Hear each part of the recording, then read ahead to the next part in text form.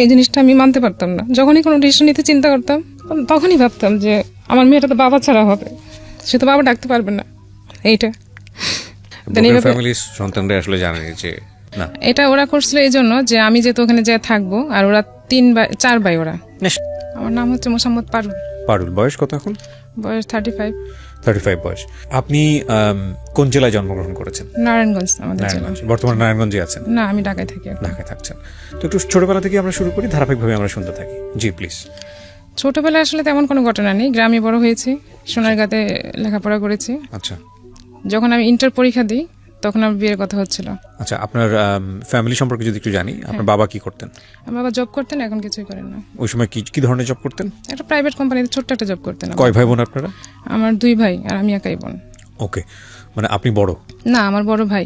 2 ভাই আপনার বড়? হ্যাঁ, না, এক ভাই আমার বড় আর এক ভাই মানে আপনি মেঝো? হ্যাঁ, মেঝো। আচ্ছা, ঠিক আছে। ইন্টারমিডিয়েট পড়ার সময়টাতে আপনার বিয়ের কথাবার্তা চলছে? হ্যাঁ, তখন কথাবার্তা চলছে। মিন্স হচ্ছে আমার বড় ভাই তখন ঢাকায় থাকে। আচ্ছা। তো সেই ক্ষেত্রে আমার গ্রামেরই একটা ছেলে, আমার বড় ভাইয়ের ফ্রেন্ড, সেও ঢাকায় থাকে। তো ওনার যেখানে দোকান, মানে ওনার একটা ডিপার্টমেন্টাল স্টোর ছিল ওখানে বিজনেস করতেন ঢাকাতে। হ্যাঁ, আচ্ছা। তো আমার ভাইয়া ওখানে যাওয়া আসা করতো আমার ফ্রেন্ডের দোকানে।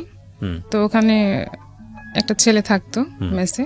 তো সেই ছেলেটা আবার পরিচিত আমার ভাইয়ের ফ্রেন্ডের সাথে। আচ্ছা। ভাইয়া তো মাঝে মাঝে যেত ওই দোকানে। তো সেই ক্ষেত্রে ভাইয়ের ফ্রেন্ড সেই ফ্রেন্ড আমার ব্যাপারে কথা বলছে ওনার সাথে, বিয়ের ব্যাপারে। তো আমি কিছু জানি না তখনও। ইন্টার পরীক্ষা দেওয়ার পর ঢাকায় চলে আসি বেড়াতে। আচ্ছা। আর মামার বাসায় চলে আসি বেড়াতে। তো হঠাৎ করে একদিন ওই ভাইয়া ফোন দিয়ে আমার ভাইয়াকে বলছে যে ছেলেটাকে তোমাদের বাড়িতে নিয়ে যাবো দেখার জন্য। তখন আমি জানি না সে আমাকে দেখতে আসবে। তো ভাইয়া রাতে বলতেছে চলো দেশে, বাড়িতে। বড় ভাই? হ্যাঁ, আমার বড় ভাই। জি। বাড়িতে চলো, যেতে হবে। তো আমি, আমার 2 মামাতো বোন ছিল ছোট ছোট, ওরা 2জন, ওদেরও পরীক্ষা শেষ। তো বলতেছে চলো যাই বেড়াতে। তো আমরা ওদেরকে নিয়ে গেছি। তো আমি যে বাড়িতে গেছি, আমি একটা মেহমান আসছে, তাকে আপ্যায়ন করতে হবে, কি করতে হবে, সেগুলো আমার কোনো কেয়ার ছিল না। আসছে, সেটা আবার আসছে রাত্রে, প্রায় 10টা বেজে গেছে তখন ওরা আসতে আসতে। আমরা আগে পৌঁছেছি, ওনারা পরে আসছে। তো সেই সময় আমি ঘুমাই গেছি অলরেডি, ঢাকা থেকে যে ঘুমাই গেছে। তো ওরা আসছে পরে আমার মা বলতেছে যে খাবার টাবার নিয়ে দাও ওদেরকে। তো খাবার দিলাম ওদেরকে, খাবার টাবার দিয়ে পরে আবার চলে আসছে। তো ওরা ওদিন রাতেই চলে আসছে, থাকেনি আর। তো এই দেখা আমাদের। তখন আপনি জানতেন না যে তখন আমি জানি না যে ওর সাথে কি হতে পারে, বিয়ের ব্যাপারে কথা হবে বা কিছু হচ্ছে। ওকে। তো ওদিকে আমাদের ফ্যামিলির সাথে কথা হচ্ছিল, ভাইয়ার সাথে আর কি। তো ভাই ওকে এমনি চিনে, দোকানে আসা যাওয়া করতো, এতটুকু চিনে। জাস্ট একটা মেসেজ এরকম ছেলে থাকলে যতটুকু চেনা যায় অতটুকু। তো সে তখন গার্মেন্টসে জব করে, গার্মেন্টসে ঠিক সুপারভাইজার বলে না, তখন সে ওই পোস্টে জব করে ছেলেটা। হ্যাঁ, তো স্যালারিও তেমন ছিল না। যাই হোক, তো ভাইয়া যখন বিয়ের কথাবার্তা চলতেছে, তো ওদের বাড়ি থেকে আমাদের এখানে দেখতে আসবে। তখন আমি ঢাকায়, আমি তখনও বাড়িতে না। তারপর আবার নিয়ে যাওয়া হলো বাড়িতে, যে ওদের বাড়ি থেকে লোকজন আসবে দেখতে। তখন আমি শুনতে পেলাম যে আমার জন্য বিয়ের কথাবার্তা চলছে। তো ওদের বাড়ি থেকে আসলো, ওর বাবা আসলো, ছেলেটার বাবা, ওর বড় ভাই, ওর মামা, 3জন, আর কি আসছিল আমার ঠিক এখন মনে পড়তেছে না। ওই 4জন বা 5জন এরকম আসছে। তো অনেক আয়োজন করা হয়েছে আমাদের বাড়িতে, খাওয়া দাওয়ার ব্যাপারটা অনেক অন্যরকম করা হয়েছে। ঢাকা থেকে আমার মামিরা সবাই গেছে, আমিও গেছি।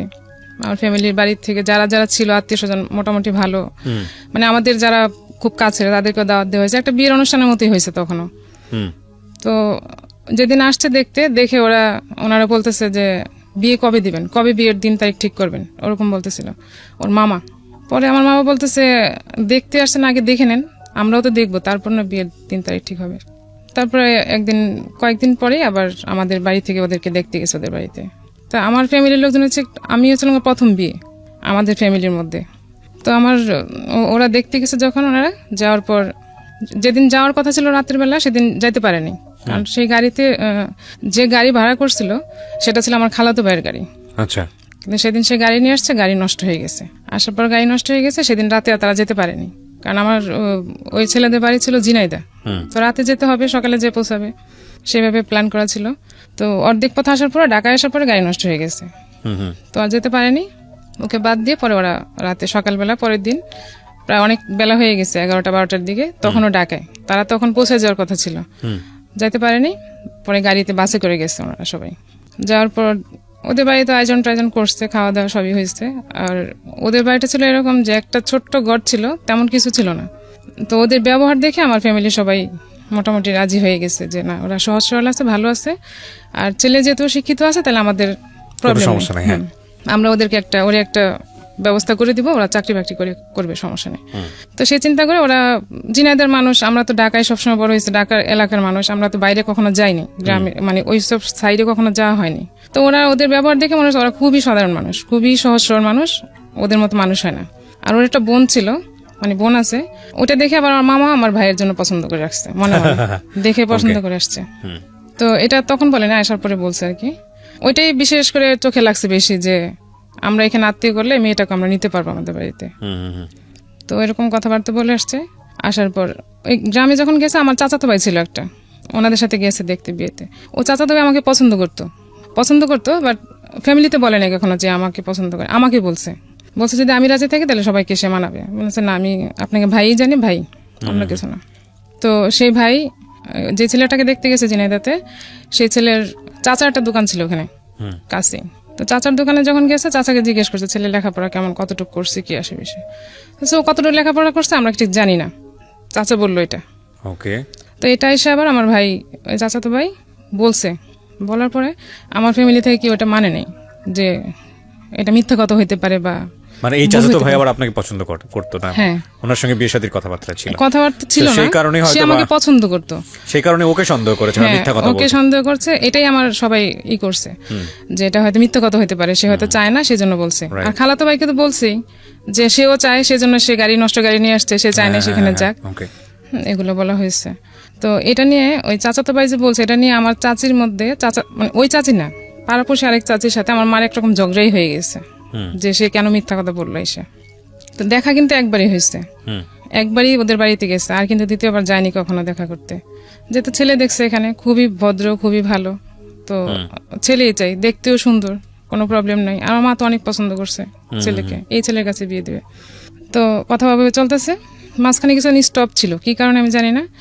তো আমি তখন তো গ্রামে চলে গেছি অলরেডি, আর তখন মোবাইল তো অ্যাভেলেবেল ছিল না। তো আমার ভাইয়ের কাছে মোবাইল ছিল, ভাইয়া ঢাকা থাকতো। আর আমাদের বাজারে একটা দোকান ছিল মোবাইলের, কথা বলার জন্য। ওখানে বলাছে যে যখনই যে আসবে ফ্যামিলি থেকে কথা বলতে বা ফোন করলে ডেকে দিবে, আর বিল যা হবে লিখে রাখবে, ভাইয়া ওটা যখনই বাড়ি যাবে তখন দিয়ে দিবে। তো আমি ওখানে, ভাইয়া ফোন দিছে, খবর পাঠাইছে যে তোমার ভাই ফোন দিছে, আমি কথা বলতে গেছি। ওখানে একটা ছেলে ছিল, আমাকে দেখছে, বাট আমি জানি না। তো সে আবার পরের দিন আমার ডিটেলস বের করে আমার চাচাতো বোনের হাজবেন্ডের সাথে বলছে যে মেয়েটা কে, বলেছে তো আমার শালি। ও আবার ভাইয়াটা আবার আমাদের এলাকায়, আমার চাচাতো বোন এলাকায় বিয়ে হয়েছে। পরে বলতেছে মেয়েটা আমার পছন্দ হয়েছে খুব। তো আমরা জানি না, যেহেতু এখানে কথা চলতেছে অলরেডি। তো ওই ছেলেটা আর আমার ভাই দুলাভাই আসছে, আইসা আমার মাকে বলতেছে, কাকি পারুলকে তো একটা ছেলে পছন্দ করছে, খুব ভালো ছেলে, বিদেশ থাকে, সে বিদেশ থেকে আসছে, অনেক পছন্দ করছে, এখন আপনারা যদি রাজি থাকেন তাহলে ওদের ফ্যামিলি থেকে দেখতে আসবে। আমার মা বলতেছে না, আমাদের তো এক জায়গায় কথা চলতেছে, এখন কিভাবে তোমাকে দেখাই বলো, একটা শেষ না হলে তার একটা কথা বলা যাচ্ছে না। পরে বলতেছে না, অসুবিধা নেই, ওরা দেখুক, ছেলেটা খুবই ভালো, আর ভালোই, নানার বাড়ি ছিল ছেলেটার, আমার বোনের শ্বশুর বাড়ির কাছাকাছি ছেলেটা নানার বাড়ি ছিল, সেখানে আসছিল বেড়াইতে। মা রাজি ছিল না। তারপরে পরের দিন দুলাভাই বলতেছে যে যেহেতু আমি এই বাড়ির জামাই, তো আমাকে সে অনেক রিকোয়েস্ট করে বলতেছে আপনারা বিয়ে দেন আর না দেন, আমি একটু নিয়ে আসি, ওরা দেখে যাক, কথা বলে যাক, তারপরে তো বলতে পারবো যে আমি দেখাইছি। মা বলছে ঠিক আছে, আমি কোনো আয়োজন করবো না, তোমরা এমনি ছেলেকে নিয়ে এসো। তো ছেলে নিয়ে আসার কথা বলছে, আর ছেলে তার পুরো ফ্যামিলি ধরে নিয়ে আসছে, মানে তাদের ফ্যামিলিতে যা লোক ছিল, যারা ছিল সবাই চলে আসছে, আমাদের বাড়িঘর ভরে গেছে মেহমানে, এরকম। আমার মা তো দেখে অবাক হয়ে গেছে, এত মানুষ কি করে আসছে, আমি এখন কিভাবে কি আপ্যায়ন করবো, তো কোনো প্রস্তুতি ছাড়া। তারপর যেরকম হয়েছে, মোটামুটি নাস্তা টাস্তা দেওয়া হয়েছে, বিকেলবেলা করছে।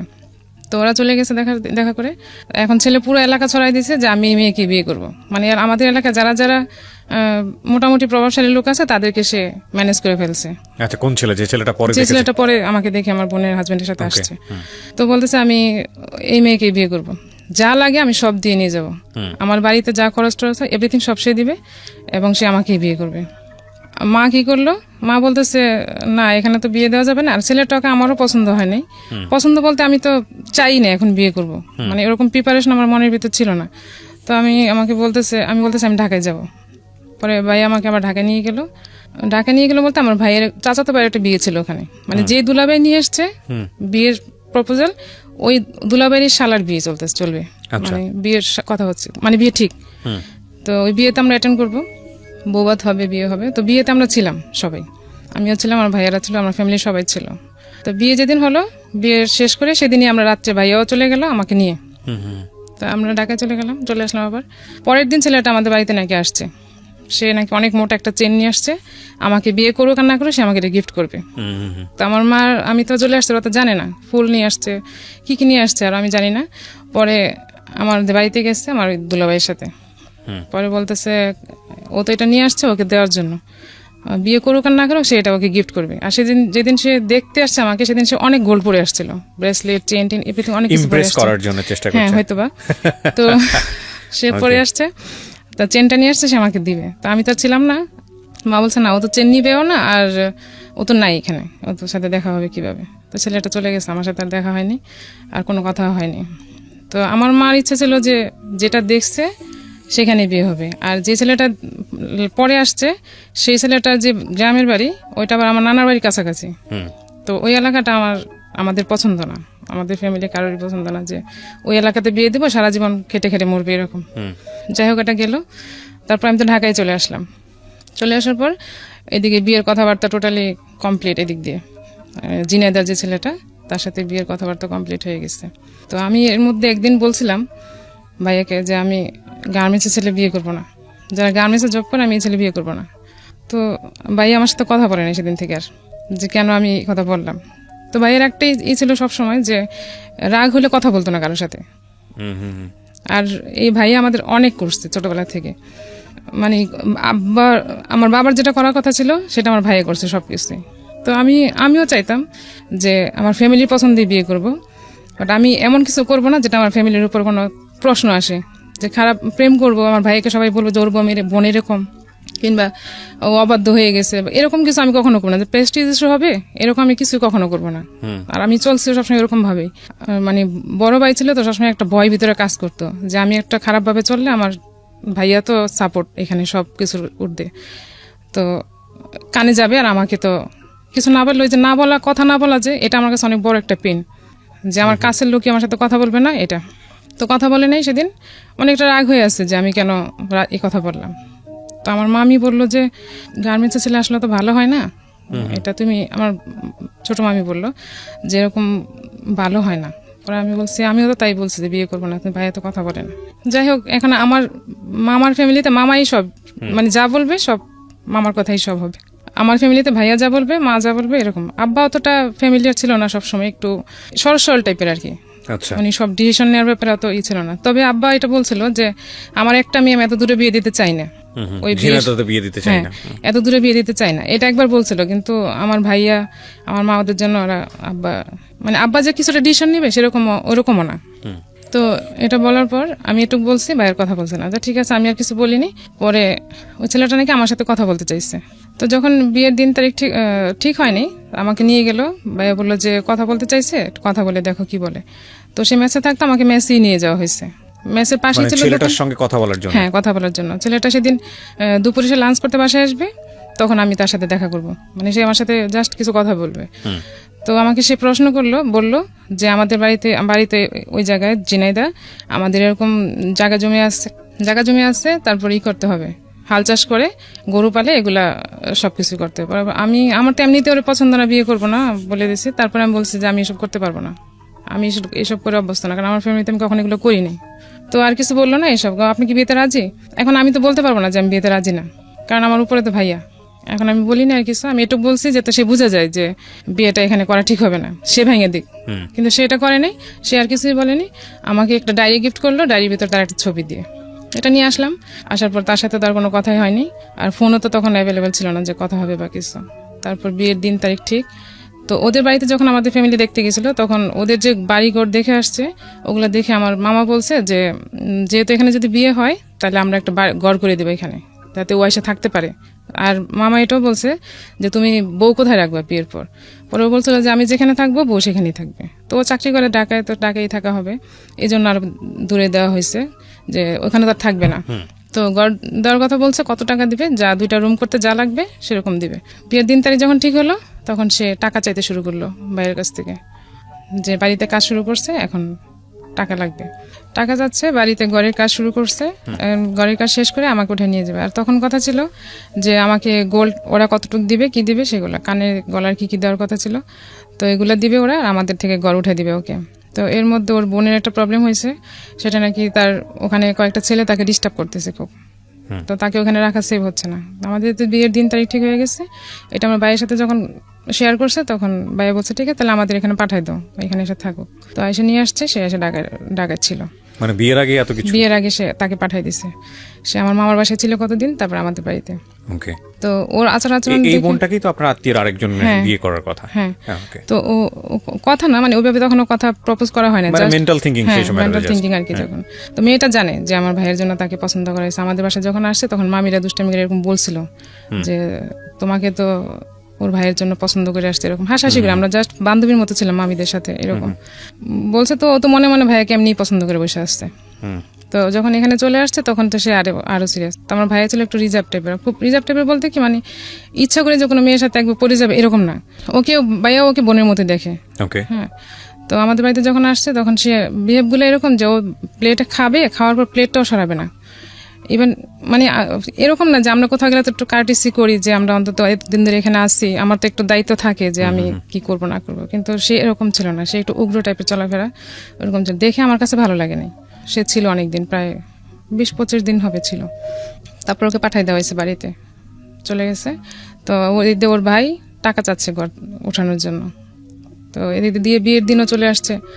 তো বাড়ির কাজ মোটামুটি হয়েছে, মোটামুটি বলতে শুধু ইট দিয়ে রাখছে, কোনো রকম জানলাও তৈরি করা হয়নি, সেগুলো তো আমরা জানি না, আর কেউ যায় না ওদের এখানে দেখতে। মানে তখন পর্যন্ত আপনাদের বিয়ের কোনো ধরনের কোনো ফর্মালিটিস হয়নি? না, বিয়ের মৌখিক কথাবার্তা, মৌখিক মানে দিন তারিখ পাকা হয়ে গেছে। এগুলো তো এক ধরনের যৌতুক। হ্যাঁ, এখন এটা তো আমরা ফ্যামিলিতে ভাবছি যে আমাদের দিতেই হবে, বলে আসছে, আমরা নিজেরাই বলে আসছে, আমাদের তো নিজেরাই দিতে হবে। তো দিতেই হবে বলে আসছে, বিষয়টা আসলে প্রয়োজন ছিল কিনা? প্রথম কথা হচ্ছে যে আমাদের বিয়ের যে সংস্কৃতি, সেখানে কিন্তু বিষয়গুলো এভাবেই হয়। একটা সময় বলা গ্রাম অঞ্চলে প্রচলিত ছিল ডিমান্ড, ছেলের ডিমান্ড কি? হ্যাঁ, চাইতো, মানে একদম নির্লজ্জের মতো, বেহায়ের মতো চাওয়া, হ্যাঁ এই দিতে হবে, সে দিতে হবে, এবং এটা মনে করতো যে এটা খুব মানে একটা রাইট ব্যাপার। কিন্তু সেটা অনেক ধরনের সামাজিক সচেতনতার জায়গা থেকে এখন আর ওরকম হয় না। এখন দেখা যায় যে মেয়ের বাড়ি থেকেই মোটামুটি একটা প্রস্তাব পড়ে যে আমরা এটা দিয়ে দিব, ওটা দিয়ে দিব, চাওয়ার আগে। এগুলো কিন্তু এক ধরনের যৌতুক, অবশ্যই যৌতুক, কিন্তু এটা করা উচিত না। এটা ওরা করছিল এই জন্য যে আমি যেহেতু ওখানে যে থাকবো, আর ওরা 4 ভাই, ওরা না, সেটা বিয়ের পরবর্তী সময় যদি আপনার ভাই খুশি হয়ে যদি একটা নিজে থেকে স্টেপ না, সেটা অন্য জিনিস। তারপরেও এই ধরনের কথাবার্তা বলা ঠিক হয়নি। কিন্তু ওরা তো চিন্তা করছে ওইভাবে না, ওরা চিন্তা করছে, বিশেষ করে আমার মামা করছে যে ঘর তুলে দিলে হবে কি, সেখানে এসে একটু রিল্যাক্সে যখন থাকবে তখন থাকতে পারবে। যাই হোক, আগে থেকে এরকম বলে একটা হোপ তৈরি করেছে, এখন তৈরি করছে। আর ওই ছেলেটাও বুঝতো যে আমাদের ফ্যামিলিতে যদি টাকা চাওয়া হয় বা কিছু চাওয়া হয় তাহলে সেখানে বিয়ে হবে না। আর তার ধারণা ছিল যে আমাকে বিয়ে করলে সে অনেক কিছু পাবে, যেহেতু আমি একাই মেয়ে আর ঢাকার মেয়ে। ঠিক আছে, আমরা ধারাবাহিকভাবে শুনতে থাকি। তারপর কি হলো? এরকম চিন্তা ভাবনা, পয়সা করে আপনারা দিয়ে দিলেন না আগে? না, ও ভাইয়া আসলে একবারে যদি না দেওয়া লাগে, আমাকে যদি আস্তে আস্তে দিয়ে দিতে হয় তাহলে তো আমার জন্যই ভালো। তো ভাইয়াও কিছু মনে করে না, টাকা রাখ দিছে। কিন্তু আমার কাছে এটা পছন্দ হয়নি তখন, যে সে বিয়ের আগে টাকা যাচ্ছে, টাকা নিয়ে ঘর তুলবে, এরকম তো ঠিক না। তো বিয়ের দিন চলে আসছে, তারিখ চলে আসছে বিয়ের কাছাকাছি, এখন বিয়ে শপিং করতে হবে। বিয়ের শপিং এর জন্য ভাইয়ের কাছে টাকা নিচ্ছে, ওই ঘরের টাকা দিয়ে সে শপিং করছে। বিয়ের দিন বলতে কি আমাদের বিয়ের কাবিন করে রাখা হবে, আর সে পরে উঠায় নিয়ে আসবে, মানে ঘরের কাজটা পুরোপুরি কমপ্লিট হলে তখন সে উঠে নিয়ে আসবে। তো কাবিন করতে আসছে, সেখানে আমাকে শুধু দেওয়া হয়েছিল একটা নাকফুল, আর নাকফুল দেওয়া হয়েছে, হ্যাঁ নাকফুল আর একটা আংটি দেওয়া হয়েছিল। আপনাকে ওয়ার্ড কি দিয়েছিল, কি কি দিবে আপনাকে? ওকে দেওয়া হয়েছে, ওদের সাথে আমার ফ্যামিলির সাথে কথা হয়েছিল যে সে গলার আর হাতের কি কি যেন দিবে, আমার সঠিক মনে নেই এখন কি কি দেওয়ার কথা। এরকম কোন ওয়াদা কি ছিল যে আপনাকে এত ভরি গোল্ড দিতে হবে বা এরকম ছিল? এগুলো বিয়ের ক্ষেত্রে ঠিক না। এগুলো মানে আমরা আমাদের সামাজিক রীতিতে এই জিনিসগুলো করে থাকি। বিশেষ করে এখন যে জিনিসটা খুব বেশি প্র্যাকটিস হয় সেটা হচ্ছে দেনমোহরের জায়গাটাতে। যদিও এটা নিয়ে অনেক ধরনের কথা আছে, তবে এটা এমন পর্যায়ে চলে গেছে যে এটা এক ধরনের বলা যেতে পারে শো অফের জায়গাটাও চলে গেছে, যে কত বেশি দেনমোহর ধরা যায়। যদিও এটা অনেক ক্ষেত্রে অনেকে মনে করেন লজিক, কারণটা হচ্ছে একটা মেয়ের যদি একটা আর্থিক নিশ্চয়তার জায়গাটা এটা, কিন্তু একটা ছেলের সামর্থ্যের জায়গাটাও তো অনেক বেশি চিন্তা করার প্রয়োজন। যাই হোক, সেগুলো আসলে অন্য ধরনের ডিবেট। তারপরে কি হলো? তারপর যখন সে না, এটা তখন ওরা বলছে যে তুমি কি দিতে পারবা, এরকম বলেন, তোমাকে এত দিতেই হবে, এরকম করে আমার ফ্যামিলি বলে। তো সে বলছে আমি এতটুক দিব, তো এতটুক দিবে। কথা হয়েছে, এখন বিয়ের কাবিনের দিন সে দিবে না, এটা উঠায় যখন নিয়ে যাবে তখন দিবে। তো কাবিনের দিন আসছে ওর ফ্যামিলি থেকে যারা যারা আসার, আমার বাড়িতে পুরাই একটা বিয়ের আয়োজন হয়েছে যেদিন কাবিন হবে সেদিন।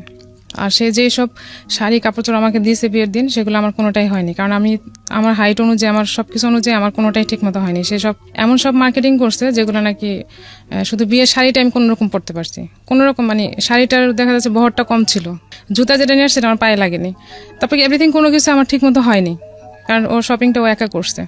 হ্যাঁ, আর ছেলে মানুষ শপিং করলে যা হয় আর কি। তারপর বিয়ে হলো, বিয়ে হওয়ার দিন বলা হয়েছিল যে সে থাকবে, ওনারা মানে আসবেন আমাদের বাড়িতে, বিয়ে যেতদিন আমাকে উঠায় নিয়ে না যাবে। তো গ্রামের বিয়ে, তো বিয়ে হওয়ার পরে তারা বলতেছে থাক, সবাই যেহেতু বিয়ে যেহেতু হয়ে গেছে ছেলে থাক। তারপর সেদিন বিয়ের দিন তো সে রয়ে গেল, থাকার পর সেদিন খুব বৃষ্টি হয়েছে খুব রাতে, আর গরমও ছিল খুব, এপ্রিলে ছিল তো অনেক গরম ছিল, তো বিদ্যুৎ ছিল না। আর আমাদের বাড়িতে যে ঘর ছিল সেখানে আমাদের তো অনেক মেহমান আসছে, সবাই ছিল, তো আমাদের বাড়িতে থাকার কোনো ব্যবস্থা রাতে ছিল না। তো আমার চাচার বাড়ি আছে আরেকটা, আমরা সেখানে ছিলাম। তো আমার খুব ভয় লাগতেছিল যে একটা ঘরে এরকম অজানা একটা লোকের সাথে কিভাবে থাকবো, কিভাবে একদমই অজানা।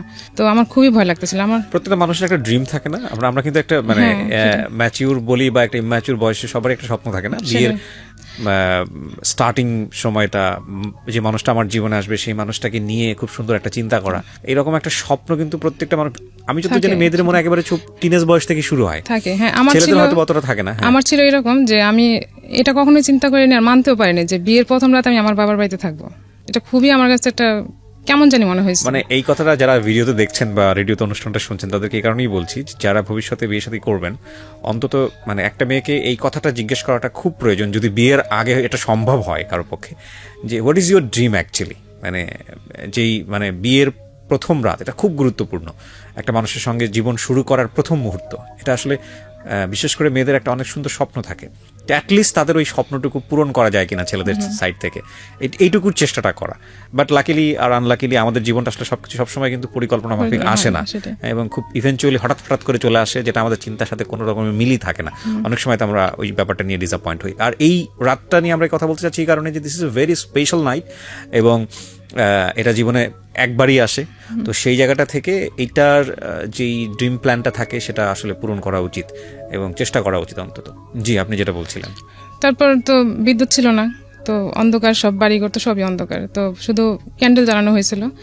তো আমার ভাবিরা বলতেছিল যে যাও, কিছু হবে না, ভয়ের কোনো কারণ নেই, এরকম বলতেছিল। কিন্তু আমি আমার ভিতর থেকে মানতে পারতেছিলাম যে আমার ভয় লাগতেছিল যে আমি কি করব, কি হবে, মানে এরকম একটা ভয় কাজ করতেছিল, মানে খুবই আমি ভিতর থেকে কাঁপতেছিলাম এরকম।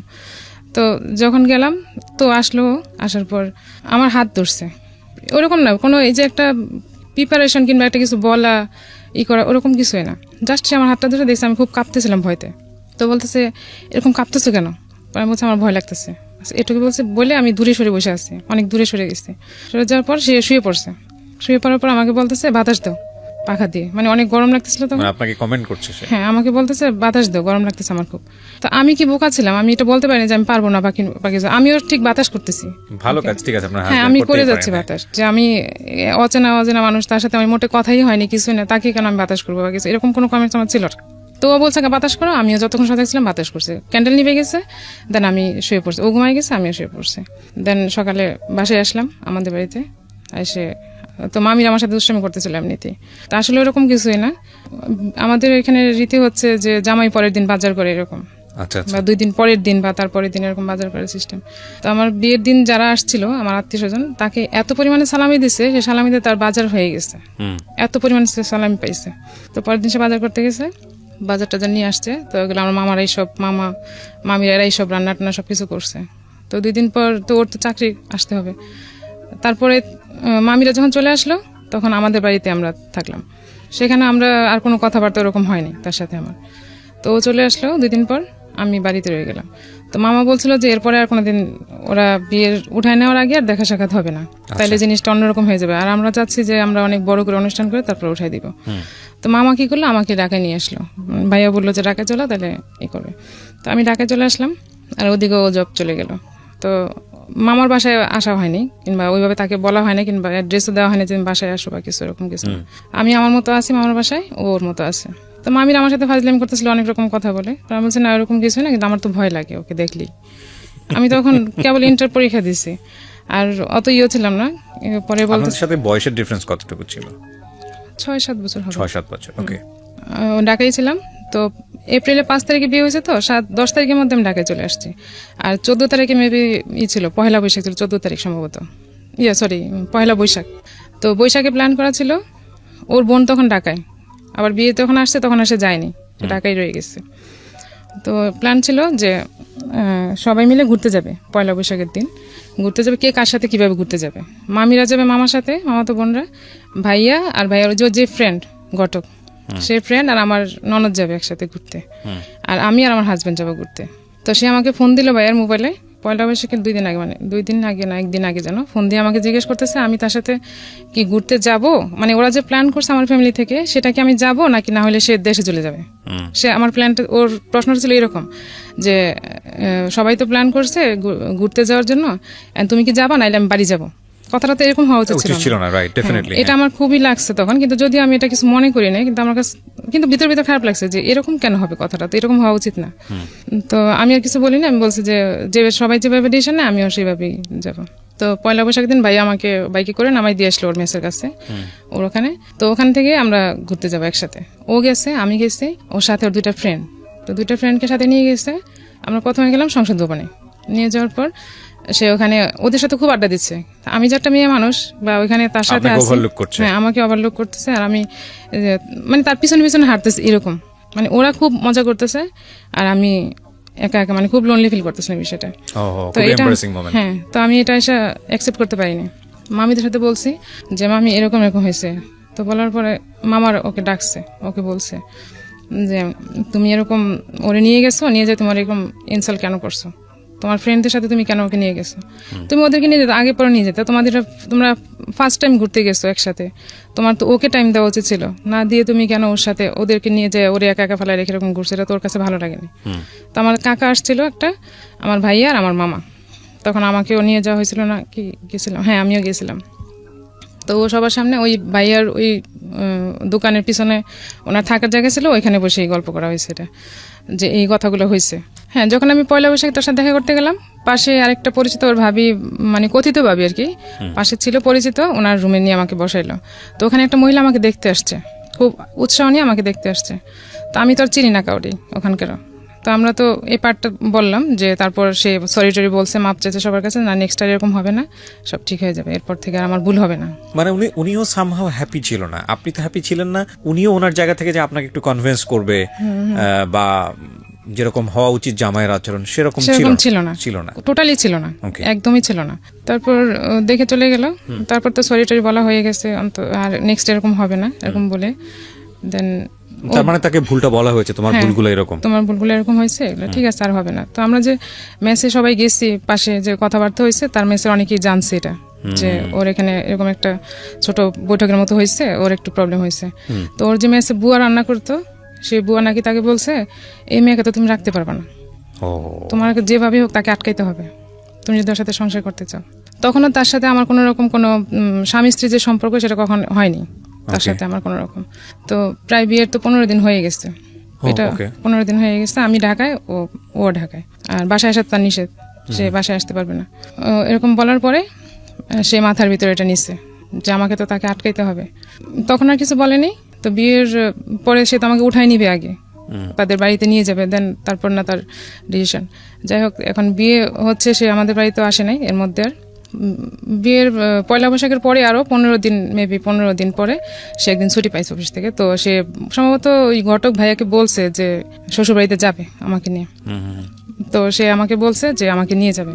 তো আমাকে নিয়ে সে সেদিন মাসখানেক পরে আর কি বিয়ের আমাদের বাড়িতে আসছে। সেদিন আসার পরে সে ছিল 2 দিন বাসায় থাকার পর, তার যখন ছিল তখন আমি বাড়িতে চলে আসছি একবারে, আর তখন আর ঢাকায় যাচ্ছি না, বাড়িতে চলে আসছে, কারণ প্রতি সপ্তাহে এখানে আসবে, ছুটি পাইলে সে আমাদের বাড়িতে আসবে। মানে সেরকম বলে নাই, তো সবাই চাচ্ছে এরকম আসুক, যেহেতু বিয়ে এখন উঠায় নিতে পারতেছে না, তাহলে এখন কি করবে, সে একটা প্রিপারেশনের দরকার উঠায় নেওয়ার জন্য।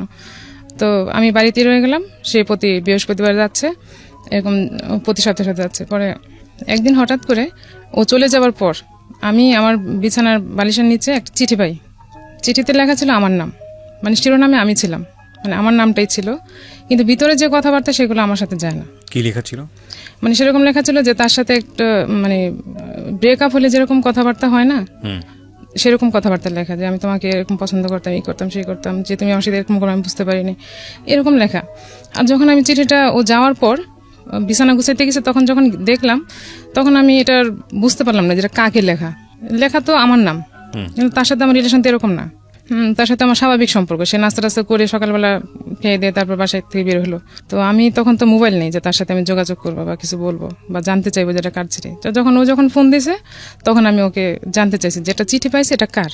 পরে বলতেছে কোন জায়গায় পাইছে, আমি বলছি বিছানায় ছিল। পরে বলতেছে তোমার জন্য লিখছিলাম। পরে বলছে আমার জন্য এই ধরনের কথাবার্তা কেন? আর আমার তখন এত বুদ্ধিও ছিল না যে আমার সাথে এরকম রিলেশন না। এখন বুঝি সেটা তো আমার জন্য ছিল না। পরেও শুনছি চিঠিটা কার, কিন্তু এটা যে আমার ছিল না এটা আমি বুঝতে পারছি। তখনও বুঝতে পারছি, এখনো বুঝতে পারি, এখন ভালো করে বুঝতে পারি। তখন তো আমি কি হয়েছে তারপরে তখন কি করেছেন? তখন চিঠিটা যখন দেখলাম, তখন এটা জিজ্ঞেস করলাম, সে আমাকে এড়াই গেল, বললো যে এটা আমি তোমাকেই লিখছিলাম, এমনি লিখছিলাম। আপনার নাম ছিল চিঠি? হ্যাঁ, চিঠির মধ্যে আমার শুরুতে আমার নাম ছিল। এখানে কারণ আছে, আমি বলবো পরে। ওকে, আচ্ছা, যাই সামনের দিকে। তো এটা আমার নাম দিয়ে লেখা, এরকম লেখা ছিল। এর মধ্যে তো আর সে উঠায় নিয়ে আসতে পারতেছে না আমাকে, 9 মাস হয়ে গেল অলরেডি আমাদের বাড়িতে। তবে আমার ফুপু একদিন বলে বসছিল ওর সামনে যে তোমার বাপের কি টাকা নাই, আমার বাস্তিরে উঠায় নিতে পারতেছো না। মানে আমার ফুপুটা একটু সহজ সরল টাইপের, অত শিক্ষিত না, তো বলে ফেলাইছে ওর সামনে।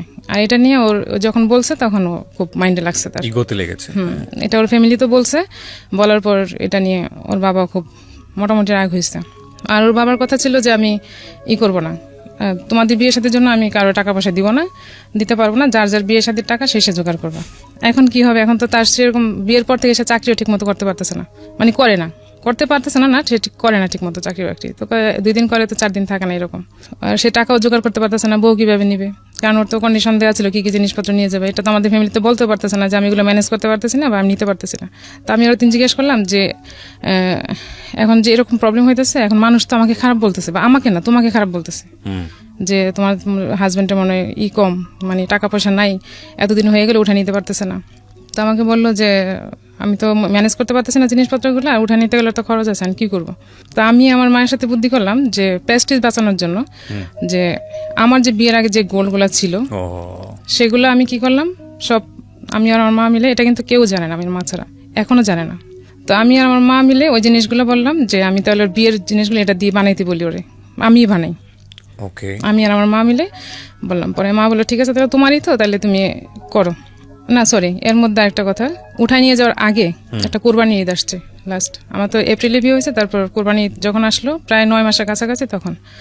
তো এখন ঈদে যদি আমি এখানে থাকি তাহলে মানুষ ভাববে কি রকম একটা ভাববে, এই মানুষের ভাবাটাই অনেক কাল হয়ে গেছে আসলে। তো এখন সে আমাকে, আমি বলতেছি তাহলে আমরা কি করতে পারি বলো, এখন এক কাজ করো, তাহলে তুমি বাড়িতে বলো যে আমরা দেশে যাই ঈদ করতেছি, আমার আব্বা আম্মা বলছে ওকে দেশে নিয়ে যেতে। তো সেটা বলে সে আমাকে তার মেসে নিয়ে আসলো ঈদ করার জন্য রাতের বেলা। সে তখন কাঁঠাল বাগান থাকে, মেসে থাকে, মেসে সবাই চলে গেছে, মানুষের মুখের কথা থেকে বাঁচার জন্য আপনারা এই কাজটা সেটা করলাম। তো বলতেছে ঠিক আছে তাহলে চলো মেসে আমরা ওইখানে ঈদ করি। তো সে মেসে নিয়ে আসলো কাঁঠাল বাগানে ঈদ করার জন্য।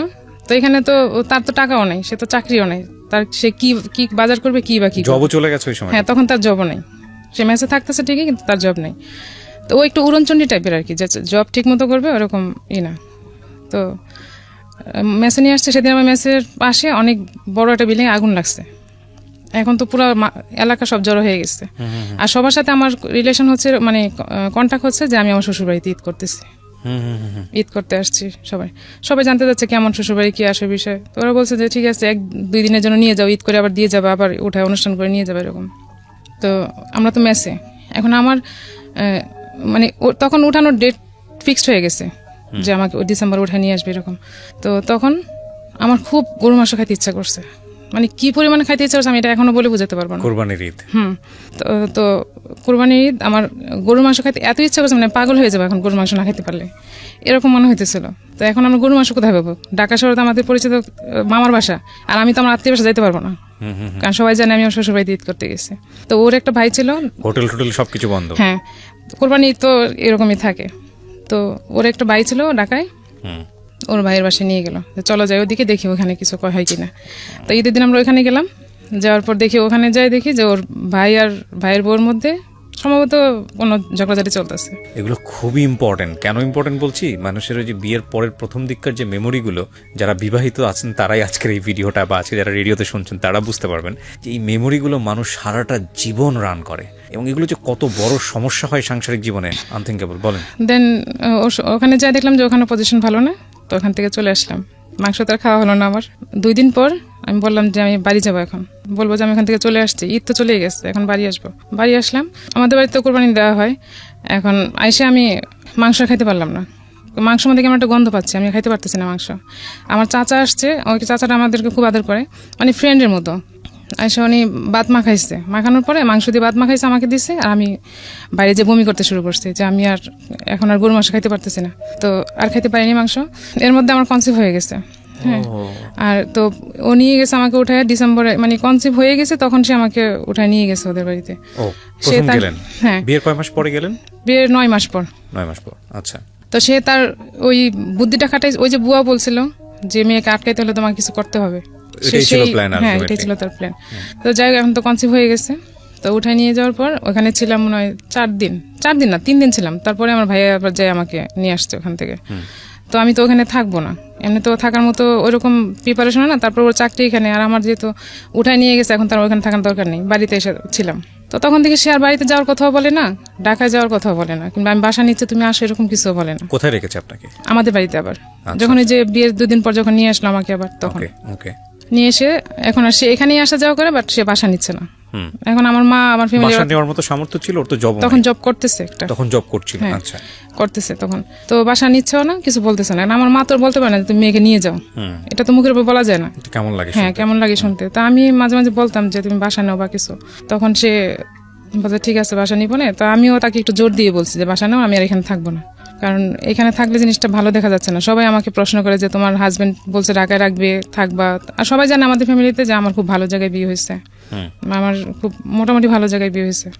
পরে বাসা নিল না, তারপর সে বলছে ঠিক আছে আমি বাসা দেখবো। তারপর আমরা রায়ের বাগে একটা বাসা নিলাম, এক রুমের একটা বাসা, টিনের চাল দেওয়া যে বাসাগুলো থাকে ওরকম একটা বাসা নিচ্ছে। তো বাসায় তো কিছুই নেই, থাকবো কিভাবে? জাস্ট একটা তোষক নিয়ে, না একটা চৌকি, ওই যে মেসেজে চৌকিগুলো ইউজ করে। 2002-এ বিয়ে হয়েছে, এটা 2003-এর ঘটনা, প্রথম দিকে। তো বাসা নিচ্ছে, ওখানে একটা জাস্ট একটা চৌকি ছিল, চৌকিতে একটা তোষক মতো। সে আগে যে মেসেজ যে বাসা যেটা ইউজ করতো, খাট না চৌকি, ওগুলো ওখানে নিয়ে আসছে। ওখানে তো কিছু কিছু জিনিসপত্র আমার ছোট ভাই আমাকে দিয়ে গেছে বাড়ি থেকে, যে নতুন সংসার, হাড়ি পাতিল টাতিল যা লাগবে এগুলো সে মা পাঠাই দিচ্ছে। তো মা তো বিষয়টা জানে মোটামুটি, আমি তো মার সাথে শেয়ার করছি, আমার তো আর কারোর সাথে শেয়ার করার মতো ছিল না। তো মা বাড়ি থেকে সবকিছু পাঠাই দিত, যা যা দরকার লাগতো, চাল থেকে ধরে সবকিছু এরকম পাঠাই দিত, ছোট ভাইকে দিয়ে পাঠাই দিছে। তো তখন অনেক গরম, যখনটা শুরু হয়েছে তখন অনেক গরম, যে সময়টাতে আমি বাসা নিচ্ছি। বাসায় এত গরম ছিল, রাতে ঘুমাইতে পারতেছিলাম না গরমের জন্য, না ছিল ফ্যান, না ছিল মশারি। এখন কাঁথা গায়ে দিলে মশা, গরম লাগছে, মশা কামড়াচ্ছে মশারি ছাড়া।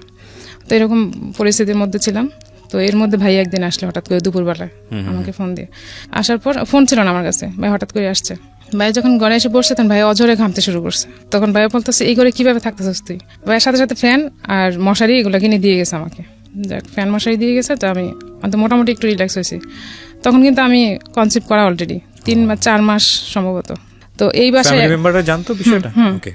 তো তখন আমি 4 মাস, আর বাসাটা নিচে 1 মাস এখানে ছিলাম। জানি এই বাসাতে আর থাকতে পারতেছি না, কি জন্য জানি না। জানি না, পরিবেশটা তো ভালো না।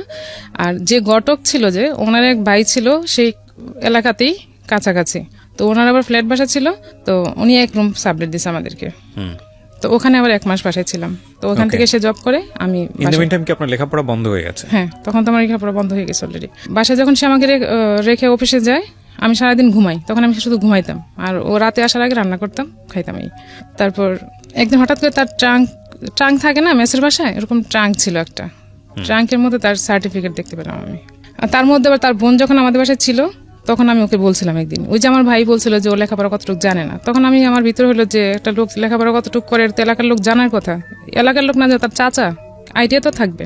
তখন ওর বোনকে জিজ্ঞেস করেছিলাম তোর ভাই লেখাপড়া কতটুকু করছিল, তো বলছে ভাইয়া তুমি ম্যাট্রিক পাস করছে এখান থেকে, আর ঢাকায় যে লেখাপড়া করছে কিনা আমি জানি না। তাহলে জিনিসটা তো পুরোই ডাউট মনে হয়েছে। তো আমি তার সার্টিফিকেট যেগুলো দেখলাম, তার ওটুক সার্টিফিকেটই দেখছি, এসএসসি, আর বাকিগুলো দেখছি শুধু ফটোকপি। আপনি ইন্টারমিডিয়েট পাস করে বিয়ে করেছেন? হ্যাঁ, আমার ইন্টারমিডিয়েট না, আমি পাস করতে পারিনি তখন, মানে আপনি পরীক্ষা দিচ্ছিলেন এরকম পরীক্ষা, হ্যাঁ এমন মোমেন্টে পরীক্ষা হয়েছে। তো আমি সার্টিফিকেট যেগুলো দেখলাম একটাই শুধু অরিজিনাল সার্টিফিকেট দেখলাম, আর বাকিগুলো শুধু ফটোকপি করা দেখলাম ওগুলো, আর বাকিগুলো দেখিনি। তাই আমি একদিন জিজ্ঞেস করলাম যে তোমার সার্টিফিকেট একটা, বাকিগুলো কোথায়? পরে বলতেছে আছে। আমি বলতে তুমি আমার সাথে মিথ্যা কথা বলছো, তোমার সার্টিফিকেট নাই। সেই জিনিসটাকে হাসি উড়াই দিল।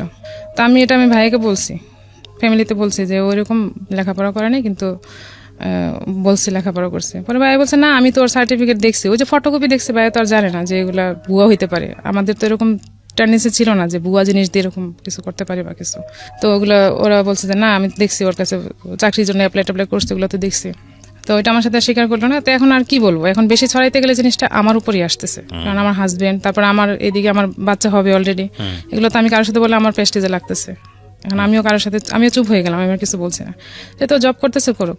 তো ওখানে 1 মাস ছিলাম, থাকার পরে আবার ভাইয়া বলতেছে তোদের এত প্রবলেম, তো ঠিক আছে আমি তো ঢাকায় বাসা নিব, আমি ঢাকায় থাকি, তুই এক কাজ কর আমাদের সাথে থাক দুজনেই, আর বাসা ভাড়াটা যা লাগে আমি দেবো, ওকে বল চাকরি করে যা করবে সব যেন ও এখন জমায় নিতে পারে, এখন তোদের কোনো খরচ লাগবে না, আমি থাকবো যেহেতু আমার সাথে থাকবে। তো ভাই একটা বাসা নিল, ওই বাসায় আমরা উঠলাম। তো ওই 2 মাস ছিলাম ওর সাথে বাইরের বাসায়। তারপরে এই বাসায় আসলাম, আসার পর ও চাকরি আবার চলে গেছে, ও শুধু ঘুরতেছে খাইতেছে, কারণ ভাইয়া সব করতেছে। ভাই প্রতিদিন বাজার টাজার যায়, এভরিথিং যা লাগে খুব অড লাগে না দেখতে, বিষয়টা লাগে না সেটাই। এখন সে সব করতেছে, তাকে আমি বলেছি আমি জব করো চেষ্টা করবো কিছু, ও চেষ্টা তো করতেছে, না হইলে কি করবো, ও হচ্ছে গা ছেড়ে দিয়ে চলা আর কি রকম। তো এর মধ্যে যখন আমার 8 মাস বেবি হবে, তখন হঠাৎ করে একদিন উধাও হয়ে গেছে। আমার ভাইয়ার যে ড্রয়ার ছিল টাকা রাখার, সেখান থেকে টাকা নিয়ে সে চলে গেছে। কোথায় গেছে তার কোনো খবর নেই, কারণ তখন তো মোবাইল ছিল না, আর সে কারোর সাথে যোগাযোগ করে না। যাওয়ার পর আমি এতটাই মেন্টালি অসুস্থ হয়ে গেছিলাম যে আমি এখন কি করব, মানে কাকে বলবো, কি করব। ভাইয়া ছিল, ভাইয়াকে বলছি, ভাই তো জানি যে ভাইয়ের কাছে এরকম গেছে। তখন ওরে খুঁজে পাওয়ার তো কোনো ওয়ে নেই, যে কোথায় খুঁজে পাবো কিছু। তো ওদের বাড়িতে জানানো হলো ওকে খুঁজে পাওয়া যাচ্ছে না, ওকে বাড়ি গেছে কিনা কি আসলে, না ওখানেও যায়নি, সে আমাদের সাথে কারোর সাথে যোগাযোগ করেছে না। আমি অজরে কান্নাকাটি করতেছিলাম যে আমি এরকম কখনোই দেখিও নাই, শুনিও নাই কোনো দিন। আর আমার এরকম পরিস্থিতি, সে কিভাবে এরকম একটা কাজ করলো, সে কি মরে গেল, তাকে কেউ নিয়ে মেরে ফেললো, মানে এইসব চিন্তা আমার ভিতরে, যে সে নিজে থেকে পালাই গেছে কিংবা সে ইচ্ছা করে যোগাযোগ করতেছে না, এটা আমার ভিতরে, হ্যাঁ এটা আমার ভিতরে কাজ করতেছে না, করতেছে যে সে তাকে কোনো বিপদে পড়লো কিনা, কিছু হইলো কিনা, আমি এখন কি করব, এরকম অজরে কান্নাকাটি করতেছি। প্রায় 15 দিন পর, মেবি 15 দিন না 12 দিন পর সে যোগাযোগ করলো।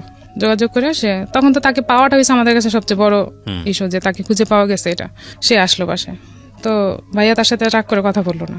তো আমি জিজ্ঞেস করলাম কই গেছিলাম, কি করছো? পরে বলে যে চাকরি খুঁজতেছিলাম, চাকরি খুঁজতেছে সেই, মানে কিছু বললে সেটাকে এড়াই যেত। তো এটা তো আমাকে না বললে আমি জানবো না সে কোথায় গেছিল, কি করতেছিল। তো গেল, ফার্স্ট টাইম এটা গেল। তারপর আমার মেয়ে হলো, সিজারে হলো মেয়ে। তারপর মেয়ে হওয়ার পরে তার কাছে, তখন তো তার কাছে কোনো টাকা পয়সা নেই, চাকরিও নেই, সবকিছু আমার ভাইয়া করলো আর মামা করলো, মানে হসপিটাল যত খরচ আসছে এভরিথিং সব কিছু করলো। ইভেন তাকে গাড়ি ভাড়া পর্যন্ত আমরা ফ্যামিলি থেকে দেওয়া হয়েছে। তো সব কিছু করার পর ওদের ফ্যামিলি থেকে যেদিন আমি হসপিটালে ভর্তি হব, সেদিন আমি ওর ফ্যামিলিতে সবাইকে বলছি যে আমার জন্য দোয়া করতে, কিংবা কি হবে আমি তো জানি না, কি হইতে পারে না হইতে পারে। ওরকম মোমেন্টে আমি দোয়া নেওয়ার জন্য সবাইকে ফোন দিছি। ফোন দেওয়ার পর ঠিক আছে যাও, কথাবার্তা হয়েছে। কিন্তু হসপিটালে থাকা অবস্থায় আমি যে কয়েকদিন ছিলাম, একটা লোক আমাকে একটা ফোন দেয়নি যে তুমি কেমন আছো, কি আসো বিষয়, বা বাচ্চা কেমন আছে, তোমার শরীর কেমন আছে, কেউ না। ওর সাথে কথা হয়েছে হয়তো বা, আমি জানি না, ও ফোন দিলে হয়তো কথা হয়েছে, বলে যে কথা হয়েছে, জানাইছি বাড়িতে। তো যা কথা হয়েছে, এখন ওরা আর আসে না কেউ দেখতে, যে মেয়ে হয়েছে নাতিন হয়েছে যাই দেখতে যাই। তো আমার কাছে মনে মনে ভাবছি যে আমার শ্বশুর মেয়ে পছন্দ করে না, সম্ভবত ওর মেয়ে হয়েছে দেখে সে খুশি না, সেজন্য বোধহয় আসে না।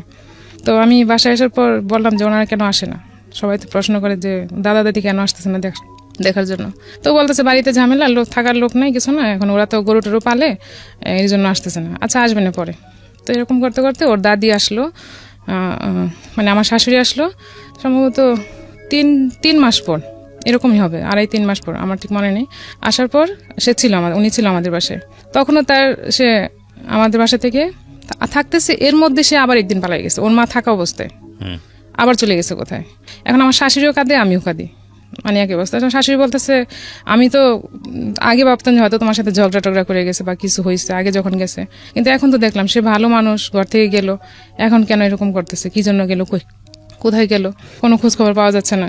মানে আমি তাহলে এক কাজ করি, বাড়ি যাই আমি কবিরাজ টবিরাজ দেখি যে ও কোথায় আছে, কিছু পাওয়া যায় কিনা, মানে হঠাৎ করে হারিয়ে যাচ্ছে। হ্যাঁ এরকম যায়। তো এই যে কান্নাকাটি করি, খুঁজে পাওয়া যাচ্ছে না, ফোন টোন নাই। তো এর মধ্যে আবার সে একজনকে বললো যে ফোন দিয়ে বললো যে আমার সাথে কন্ট্যাক্ট করার জন্য, যাতে আমি তাকে খুঁজে নিয়ে আসি। তার একটা পাওয়ার থাকবে যে আমি তাকে খুঁজে নিয়ে আসছি, ঠিক আছে। তো আমি আর আমার ছোট ভাই আর আমার মেয়ে, ছোট তখন, তাকে নিয়ে আমি গেলাম তাকে নিয়ে আসতে। তো সে নাকি ওখানে একটা জায়গায় মেসেজ ছিল, থাকার পর তাকে ওখান থেকে নিয়ে আসলাম, যে তুমি এখানে কেন ছিল? যে জব টপ খুঁজতেছিলাম, পাচ্ছি না, এখন চলতে পারতেছি না, কি মানে যখন পিঠ দেওয়ালে ঠিক আছে আর চলতে পারে না, তখন সে বাসায় চলে আসে। তখন সে বাসায় নিয়ে আসলাম, আবার সে বাসায় আসলো, আবার একটা জব নিল, জব করতেছে। করার পর এখন আমার মা আসছে একদিন। তো আমার মা আবার গ্রামীণ ব্যাংক থাকে না, গ্রামে যে এনজিও থেকে টাকা লোন নেয়, ওরকম থেকে ওখান থেকে 20,000 টাকা উঠাইছে, উঠায় নিয়ে আসছে। পরের দিন আমার বাসায় আসছে, কাকে যেন টাকাটা দিব, তা মা আর বাড়িতে রেখে আসে নাই, কেউ ছিল না বাড়িতে, টাকাটা নিয়ে আমাদের বাড়িতে আসছে। নিয়ে আসার পর মা আমার কাছে দিছে ব্যাগটা, যে তুমি রাখো এটা ব্যাগে, পরে আমি যাওয়ার সময় আবার নিব। তা আমি মার ব্যাগটা সই ওয়ার্ড্রোবের সাইডে যে পার্ট থাকে ওইটার মধ্যে ঝুলে রাখছি ভিতরে। তো ও ভালো মানুষ, সকালে নাস্তা খাইছে, খাওয়া দাওয়ার পর বেরোয় গেছে। হঠাৎ করে কেন জানি মনে হয়েছে আমার যে ব্যাগটা দেখি, তো সাথে সাথে ও যাওয়ার পর হাত দিয়ে দেখি টাকা নেই, সে টাকা নিয়ে আবার চলে গেছে। তো সাথে সাথে আমি পায়ে স্যান্ডেল নাই, কিচ্ছু নাই, আমি দৌড়ায় রাস্তায় গেছি। যাওয়ার পর দেখি ওই রাস্তায় ও নাই। দুইটা রাস্তা, যে ও তো কোন দিক থেকে অফিসে যাবে, হয় দুইটা রাস্তা দুই দিকের একদিক থেকে যাবে, তো আমি উল্টা দিয়ে গেছি, যাই দেখি যে ওইখানে নাই। পরে ফিরে আবার আমি একদম দৌড়ে এসে আবার আরেকটা জায়গায় আসছি, আমার বাসার কাছে যে জায়গাটা, ওখানে আসছি। এসে দেখি সে ওখানে বাসে উঠবে দাঁড়িয়ে আছে। তারপর আমি ওরে ধরে নিয়ে আসলাম বাসায়। আসার পরে মা বলতেছে তোমাকে এখন পিটাবো, মারবো। মা অনেক রেগে গেছে যে তুমি এগুলো কি শুরু করছো, কি হয়েছে তোমার, তুমি এরকম টাকা টোকা নিয়ে তুমি পালাই যাও কদিন পর, এগুলো কোন ধরনের সিস্টেম? তো সে কিছু বলে নাই, সে বলতেছে ও ভাবছে এটা আমার টাকা, তাই সে আমার কাছ থেকে নিয়ে গেছে। কারণ সে 4-5 দিন আগে বেতন পাইছে, আমাকে টাকা দিয়েছে, বেতনের টাকা, সেই টাকা ভাবছে। এটা সত্য না? না, এটা সত্যই। সে ভাবছে আমার টাকা, সে টাকা নিয়ে যার টাকাও সে তো আমাকে দিছে, আমাকে দিলে আমার টাকা তো সে দিছে, তার তো না বলে নিয়ে যাওয়ার কোনো রাইট নেই এখান থেকে। সে তো চুরি করে নিয়ে গেছে এটা, তো নিয়ে চলে গেছে। কিন্তু সে আমাকে এত টাকা দেয়নি যে সে এত টাকা নিয়ে গেছে। সে ভাবছে যে এটা আমার টাকা ছিল, 20,000 টাকা ছিল ওখানে। তো টাকা রাখা হয়েছে, যাক, তারপর আবার সে চলতেছে।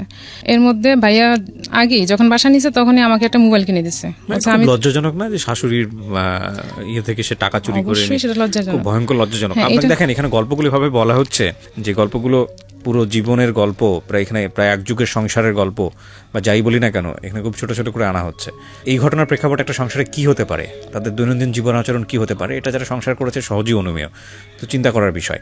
বাট এটাও ঠিক যে মানুষটা কেন পালিয়ে যাচ্ছে বারবার, সেটাও কিন্তু আমরা জানি না, সেখানেও একটা রিজন থাকতে পারে। এই জন্য সবসময় বলি আমি যে জীবন গল্পের একটা অনেক বড় দুর্বলতা বা সীমাবদ্ধতা হচ্ছে এটা একপাক্ষিক বলা। বেশিরভাগ সময়ই যে গল্পগুলো এখানে আসে সেটা একজন মানুষের বলা। যে মানুষটা চলে আসে ওই গল্প বলার প্রেক্ষাপটে, ওই মানুষটার যদি বক্তব্য সমানভাবে নেওয়া যায়, তাহলে হয়তো এই বক্তব্যগুলোকে নিয়ে একটা অন্যরকম চিন্তাভাবনার সুযোগ তৈরি হবে। তো যাই হোক না কেন, একটা জিনিস কি, যে দিন শেষে গল্প বলার শেষে যে রেজাল্টটা দাঁড়ায়, সেই রেজাল্টটা আমাদেরকে অনেক বড় একটা শিক্ষা দেয় সুন্দর একটা জীবনযাপনের জন্য আমরা কি পথ বেছে নিতে পারি সেই জায়গাটাতে। জি বলেন। তারপর তো এরকম 3বার যাওয়া হয়ে গেছে অলরেডি। জি। তো যাওয়ার পর যখন সে লাস্ট টাইম আসলো, তাকে আমি বারবার প্রশ্ন করতাম যে তুমি কোথায় যাও, কি জন্য যাও? তো সে বলে যে আমি নিজেও জানি না কেন যাই, কি করি, কোথায় যায় সে আমাকে এক্স্যাক্টলি বলে না, সে আসলে কোথায় যায়, কি করে। তো এর মধ্যে যখন বাসায় আসলো, তখন বাইদাবে একদিন কথায় বেরোলো যে ওই যে মেয়ে মহিলা যে আমাকে দেখতে আসছিল মেসে, বউ, যখন আমি ফার্স্ট টাইম গেছিলাম, আর চিঠি, সেই চিঠি ওই মহিলার, তার সাথে নাম কি পারুল ছিল? হ্যাঁ, ওই মহিলার নাম ছিল পারুল। ওনার তখন 2টা বেবি, ওনার হাজবেন্ড মারা গেছে, উনি একটা পরিচালকের ওয়াইফ, হ্যাঁ, ওনাকে মেরে ফেলা হয়েছে। তো ওর সাথে ওর ফিজিক্যাল রিলেশন ছিল, পরকীয়া ছিল ওর সাথে। তো এটা সে আমার সাথে স্বীকার করতে পারে, নিজে থেকেই বলছে যে সেদিন ওর নাম এরকম ছিল, ওর হাজবেন্ড এরকম মেরে ফেলছিল, অনেক বড় পরিচালক ছিল, ওর সাথে আমার রিলেশন ছিল, ওর বাসায় আমি প্রায়ই যেতাম। তো এখন বলে আমি শুনে তার কিছু করতে পারছি না, বাট আমি শুনলাম। যেতাম মানে এটা কি বিয়ের আগের ঘটনা বলছে? হ্যাঁ, বিয়ের আগে তার সাথে সম্পর্ক ছিল।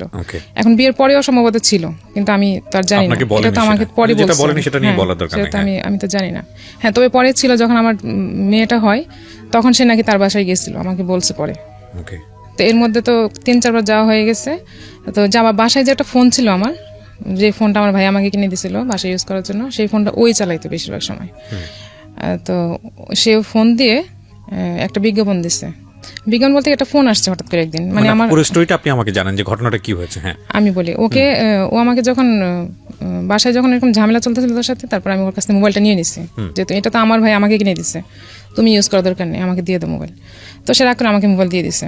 তো সেদিন রাতে একটা ফোন আসছে একটা মহিলার, ফোনের পাশে মহিলা আমাকে বলতেছে আপনি কে? আপনি কে? পরে বলছে যে এই মোবাইলটা যার আমি তাকে চাই। এই মহিলা আমাকে বলতেছে, আমি বলছি মোবাইলটা আমার। বলছে না এই মোবাইল তো আপনার না, আমি তো অন্যজনের সাথে কথা বলছি মোবাইল দিয়ে। হ্যাঁ, তো ওর নাম বলতেছে। পরে আমি বলতেছি হ্যাঁ ওনার সাথে আপনার কিসের রিলেশন? পরে বলতেছে আপনি ওনাকে জিজ্ঞেস করেন। বলছে ওনাকে জিজ্ঞেস করবো না, আপনি আমাকে বলেন। পরে বলতেছে ওনাকে ফোন দেন। পরে আমি বলছেন ওনাকে দেওয়া যাবে না, আপনি আমাকে বলেন, আমি ওনার ওয়াইফ। পরে বলতেছে আপনি ওয়াইফ মানে? উনি তো কয়েকদিন আগে আমাকে পেপারে বিজ্ঞাপন দিচ্ছে পাত্রী চাই বলে, তাহলে আপনার ওয়াইফ থাকলে উনি কেন এরকম বিজ্ঞাপন দিল? আপনার হাজব্যান্ড কীরকম? পরে আমি বলছি আমি তো এই ব্যাপারে জানি না যে ও কেন দিচ্ছে বা কী আসে বিষয়, আপনি কি ওনার সাথে কথা বলেন? তো হ্যাঁ উনি তো আমাকে বলছে উনি বিয়ে করবে। তো আমি বলছি আচ্ছা ঠিক আছে, আমি তো জানি না, তো আমি যখন ফোন দিবে তখন আপনি আমাকে কথাগুলো বলবেন। আচ্ছা ঠিক আছে, আপনি কিভাবে এই লোকের সাথে সংসার করতেছেন যে এই লোক আপনার সাথে এত বড় প্রতারণা করতেছে? তো আমি এটা নিয়ে বাসায় একটু ঝগড়াঝাটি করছি। ঝগড়া বলতে আমি ওরা জিজ্ঞেস করছি যে কে? তো বলে যে না তুমি ভুল শুনছো, অন্য কিছু বা কিছু, আমি এরকম কিছু বলিনি, ভুল হয়তো হয়েছে।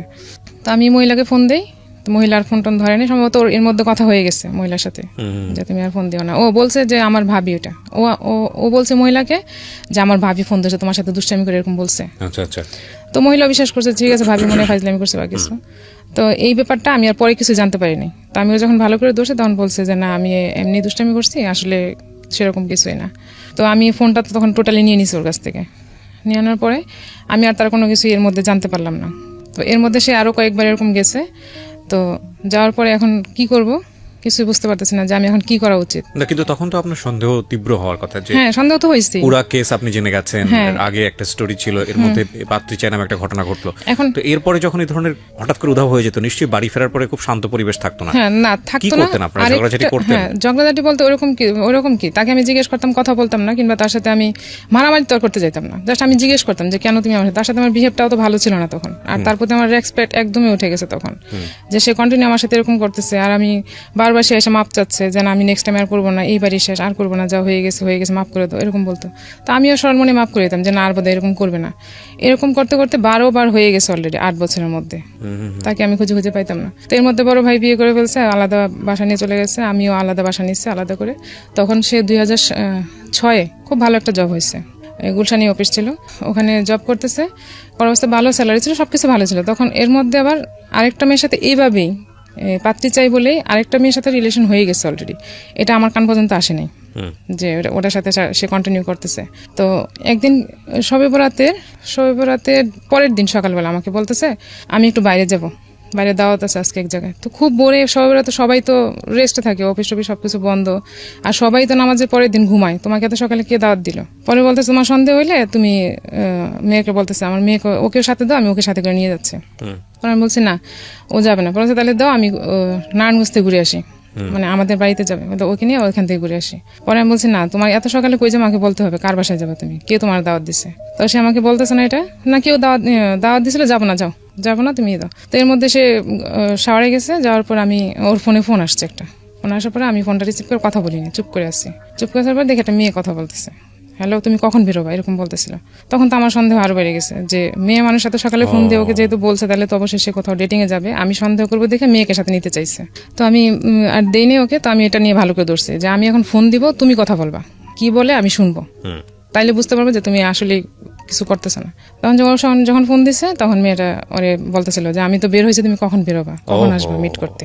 কারণ সে তো বাধ্য হয়েছে আমার কথা শুনে যে কি হতে পারে পরে বাসার মধ্যে চিন্তা করে দেখেন। তখন তো আমার বাসায় মোটামুটি ঝগড়া চলতেছে, আমি বাসা থেকে বের হয়ে গেছি।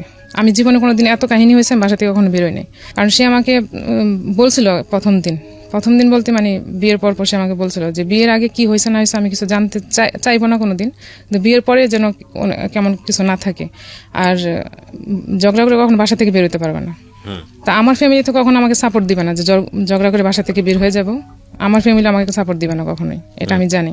তো আমি সেদিন মিরপুর ছিলাম তখন বাসা, ওখান থেকে আমার মামি আছে একটা ওখানে থাকে, ওনার বাসায় চলে গেছিলাম রাগ করে, মেয়েকে রেখে চলে গেছিলাম। তো সে আর সারাদিন আমাকে ফোন দেয় নাই, ইভেন সে আমাকে খোঁজ নিতে যায় না যে আমি আসলে কোথায় গেলাম, একটা ফোন আসে না। সারাদিন অপেক্ষা করার পর আমি মামাতে বোনকে বললাম তুই একটু ফোন দিয়ে জিজ্ঞেস কর যে আপু কোথায় আসছে। তো সে বুঝে গেছে যে আমি ওখানেই আছি। তো সে উল্টা ওকে বলে দিছে যে আমি এখন মেয়েকে নিয়ে জিনাইদে চলে যাব, ওরে ওখানে রেখে এসে আমি যা করার করবো। মানে সে আমাকে ভয় দেখাচ্ছে মেয়ে, মানে এটা আমার দুর্বল পয়েন্ট, সে খুব ভালো করে জানে। তো সে মেয়েকে দূরে নিয়ে চলে যাবে, তাহলে তো আমার সাথে দেখা হবে না, আমি মেয়েকে ছাড়া থাকতে হবে। তো আমি আবার রাতে একাই চলে আসছি বাসায়। এসে আমি আর ওর সাথে কথাটা তো বলিনি, ওরকমই চলতেছে, শান্ত পরিবেশ, ওর সাথে কোনো ওরকমই হইতেছে না। তারপর আমি ওই মেয়েটার নাম্বারটা নিলাম, নেওয়ার পর আমি একজনকে লাগাইলাম যে মেয়েটা কে, তাকে বের করতে। তো মেয়েটাকে সে এরকম কথাবার্তা বলে মেয়েটার ডিটেলস বের করছে। বের করার পর সে একদিন ওই মেয়ের সাথে দেখা করতে যাবে, মানে আমার হাজবেন্ড দেখা করতে যাবে। সেদিন সেও বলছে, ওই মেয়েটাও বলছে যে ও কার সাথে দেখা করতে যাবে, কখন দেখা করতে যাবে। তো সেই অনুযায়ী আমিও গেছি, সে মৌচাকে আসবে দেখা করতে মেয়েটা, আমিও গেছি। তো যে লোকটাকে আমি লাগাইছি সেও আমাকে লোকেশন দিছে, সে অমুক জায়গায় ওরা বসছে, আপনি যান। তো আমি যখন মেয়ে ছোট, মেয়েকে নিয়ে গেছি, তো আমি আবার মৌচাকে ড্রেস বানাতাম তখন, তো ওখানে গেছি। যাওয়ার পরে এখন ও আমাকে দেখে ফেলছে দূরে থেকে, আমি ওকে দেখার আগে ও আমাকে দেখে ফেলছে। আমাকে দেখে সাথে সাথে ওরা দুজনে দুই ভাগ হয়ে গেছে, ভাগ হয়ে পরে চলে আসছে। তো আমি দেখি নাই, কিন্তু আমি যাকে লাগাইছিলাম ওদের বের করার জন্য, সে আমাকে বলছে ও তো ওই ব্যাংকের গলিতে ছিল, আপনি দেখেন নাই কেন। পরে যাই হোক আমি আন্দাজে ওকে বলছি এসে যে তুমি ওখানে কি করতে গেছো, কি জন্য গেছো, তুমি তো ওখানে যাওয়ার কথা ছিল না, তুমি কার সাথে ছিলা। ওই মেয়েটার নাম, মেয়ের বয়স কত তখন? তখন সে ছোট, তখন তার বয়স হবে 3 বছর হবে। তখন আপনার সংসারের বয়স স্বল্প সকলে 3.5 থেকে 4 বছর। হ্যাঁ, 4 বছরে তো যতগুলো আপনি এভিডেন্স পেয়েছেন, মানে আপনার কথা যদি সত্য হয়ে থাকে, তাহলে এই 4 বছরই তো আপনার সিদ্ধান্ত নিয়ে ফেলার কথা যে এই ওই যে মানুষটার আমি সঙ্গে- কি করব, আমার মেয়েটা বাবা ছাড়া হবে, এই জিনিসটা আমার মেয়েটার, এটা আমার বেশি ভিতরে কাজ করছে। আজকে যে গল্পটা এখানে প্রচার করছি, এটা শুধু একজনের স্টোরি না, এটা অনেক কমন একটা স্টোরি, অনেক কমন একটা স্টোরি। আমরা আমাদের সন্তানদের জন্য কত বড় স্যাক্রিফাইস করি সেটার একটা স্টোরি। বাট প্রশ্ন হচ্ছে যে এই স্যাক্রিফাইসের রেজাল্টটা কি দাঁড়ায়, এবং বিশেষ করে সন্তানদের কথা ভেবে আমি সবসময় আপনাদেরকে যে কথাটা বলি, রেডিওতে যারা শুনছেন, একই সাথে যারা ইউটিউবে দেখছেন, যে যখন সন্তান দুনিয়াতে চলে আসে তখন আসলে আর নিজের ব্যক্তিগত চিন্তা ভাবনা করার সুযোগটা সেকেন্ডারি হয়ে যায়, নট সেটা ম্যান্ডেটরি। কজ আপনি একটা মানুষকে পৃথিবীতে নিয়ে এসছেন with the name of almighty Allah. তো সেই মানুষটাকে আপনি, সে তো আপনার আদ্যপান্ত জেনে আসেনি, হ্যাঁ, তাকে আপনি নিয়ে আসার প্রসিডিউর মেনটেন করেছেন বলেই সে দুনিয়াতে এসছে।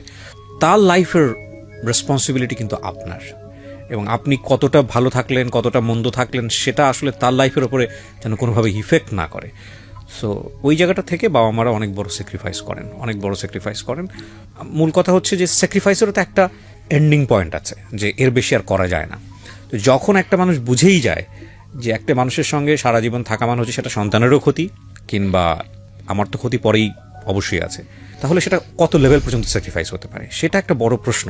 আজকের এই জীবন গল্পের ডাইমেনশনটা হচ্ছে এই জায়গাটাতে, যে কারণেই আপনাকে আমি প্রশ্নটা করছিলাম। বলুন, তারপর কি হলো? তারপর আমার চিন্তা এটাই ছিল যে আমার মেয়ে, ও যখন বাইরে থেকে আসতো, পায়ের শব্দ যখন পেত, সে দৌড়ে বুঝতে পারতো যে সে বাবা। খুব স্বাভাবিক, বাবা তো বাবা। সে অনেক দূর থেকে এটা বুঝতে পারতো, যখন বুঝতে পারতো তখন সে দৌড়ে বাবা বলে চিল্লে বাইরে যেত। আর এই জিনিসটা আমার সবসময় ভিতরে কাজ করতো যে ও কাকে বাবা ডাকবে, এই জিনিসটা আমি মানতে পারতাম না। যখনই কোনো ডিসিশন নিতে চিন্তা করতাম, তখনই ভাবতাম যে আমার মেয়েটা তো বাবা ছাড়া হবে, সে তো বাবা ডাকতে পারবে না। এইটা ফ্যামিলির সন্তানরা আসলে জানে যে এটা আসলে কতটা পেইনফুল। বাবা মায়ের মধ্যে সম্পর্ক যেটাই থাকুক না কেন, এটা তো আসলে তাদের জানার কথা না। কিন্তু বড় হয়ে ওঠার জায়গাটাতে আসলে বাবা এবং মা দুজনের খুবই প্রয়োজন একটা সন্তানের, এবং সেটা যারা বড় হয়েছে তারা আসলে ফিল করে যে এটা আসলে বাবার কোনো সাইডের কারণে যদি বাবা দূরে থাকে, কিংবা মার কোনো সাইডের জন্য যদি মা দূরে থাকে, সেটা সেই জায়গা থেকে তাদের প্রবলেম। কিন্তু কাঠামোগত দিক থেকে তো একজন বাবাকে প্রয়োজন হয় নিজের জীবনে, মাকে প্রয়োজন হয়।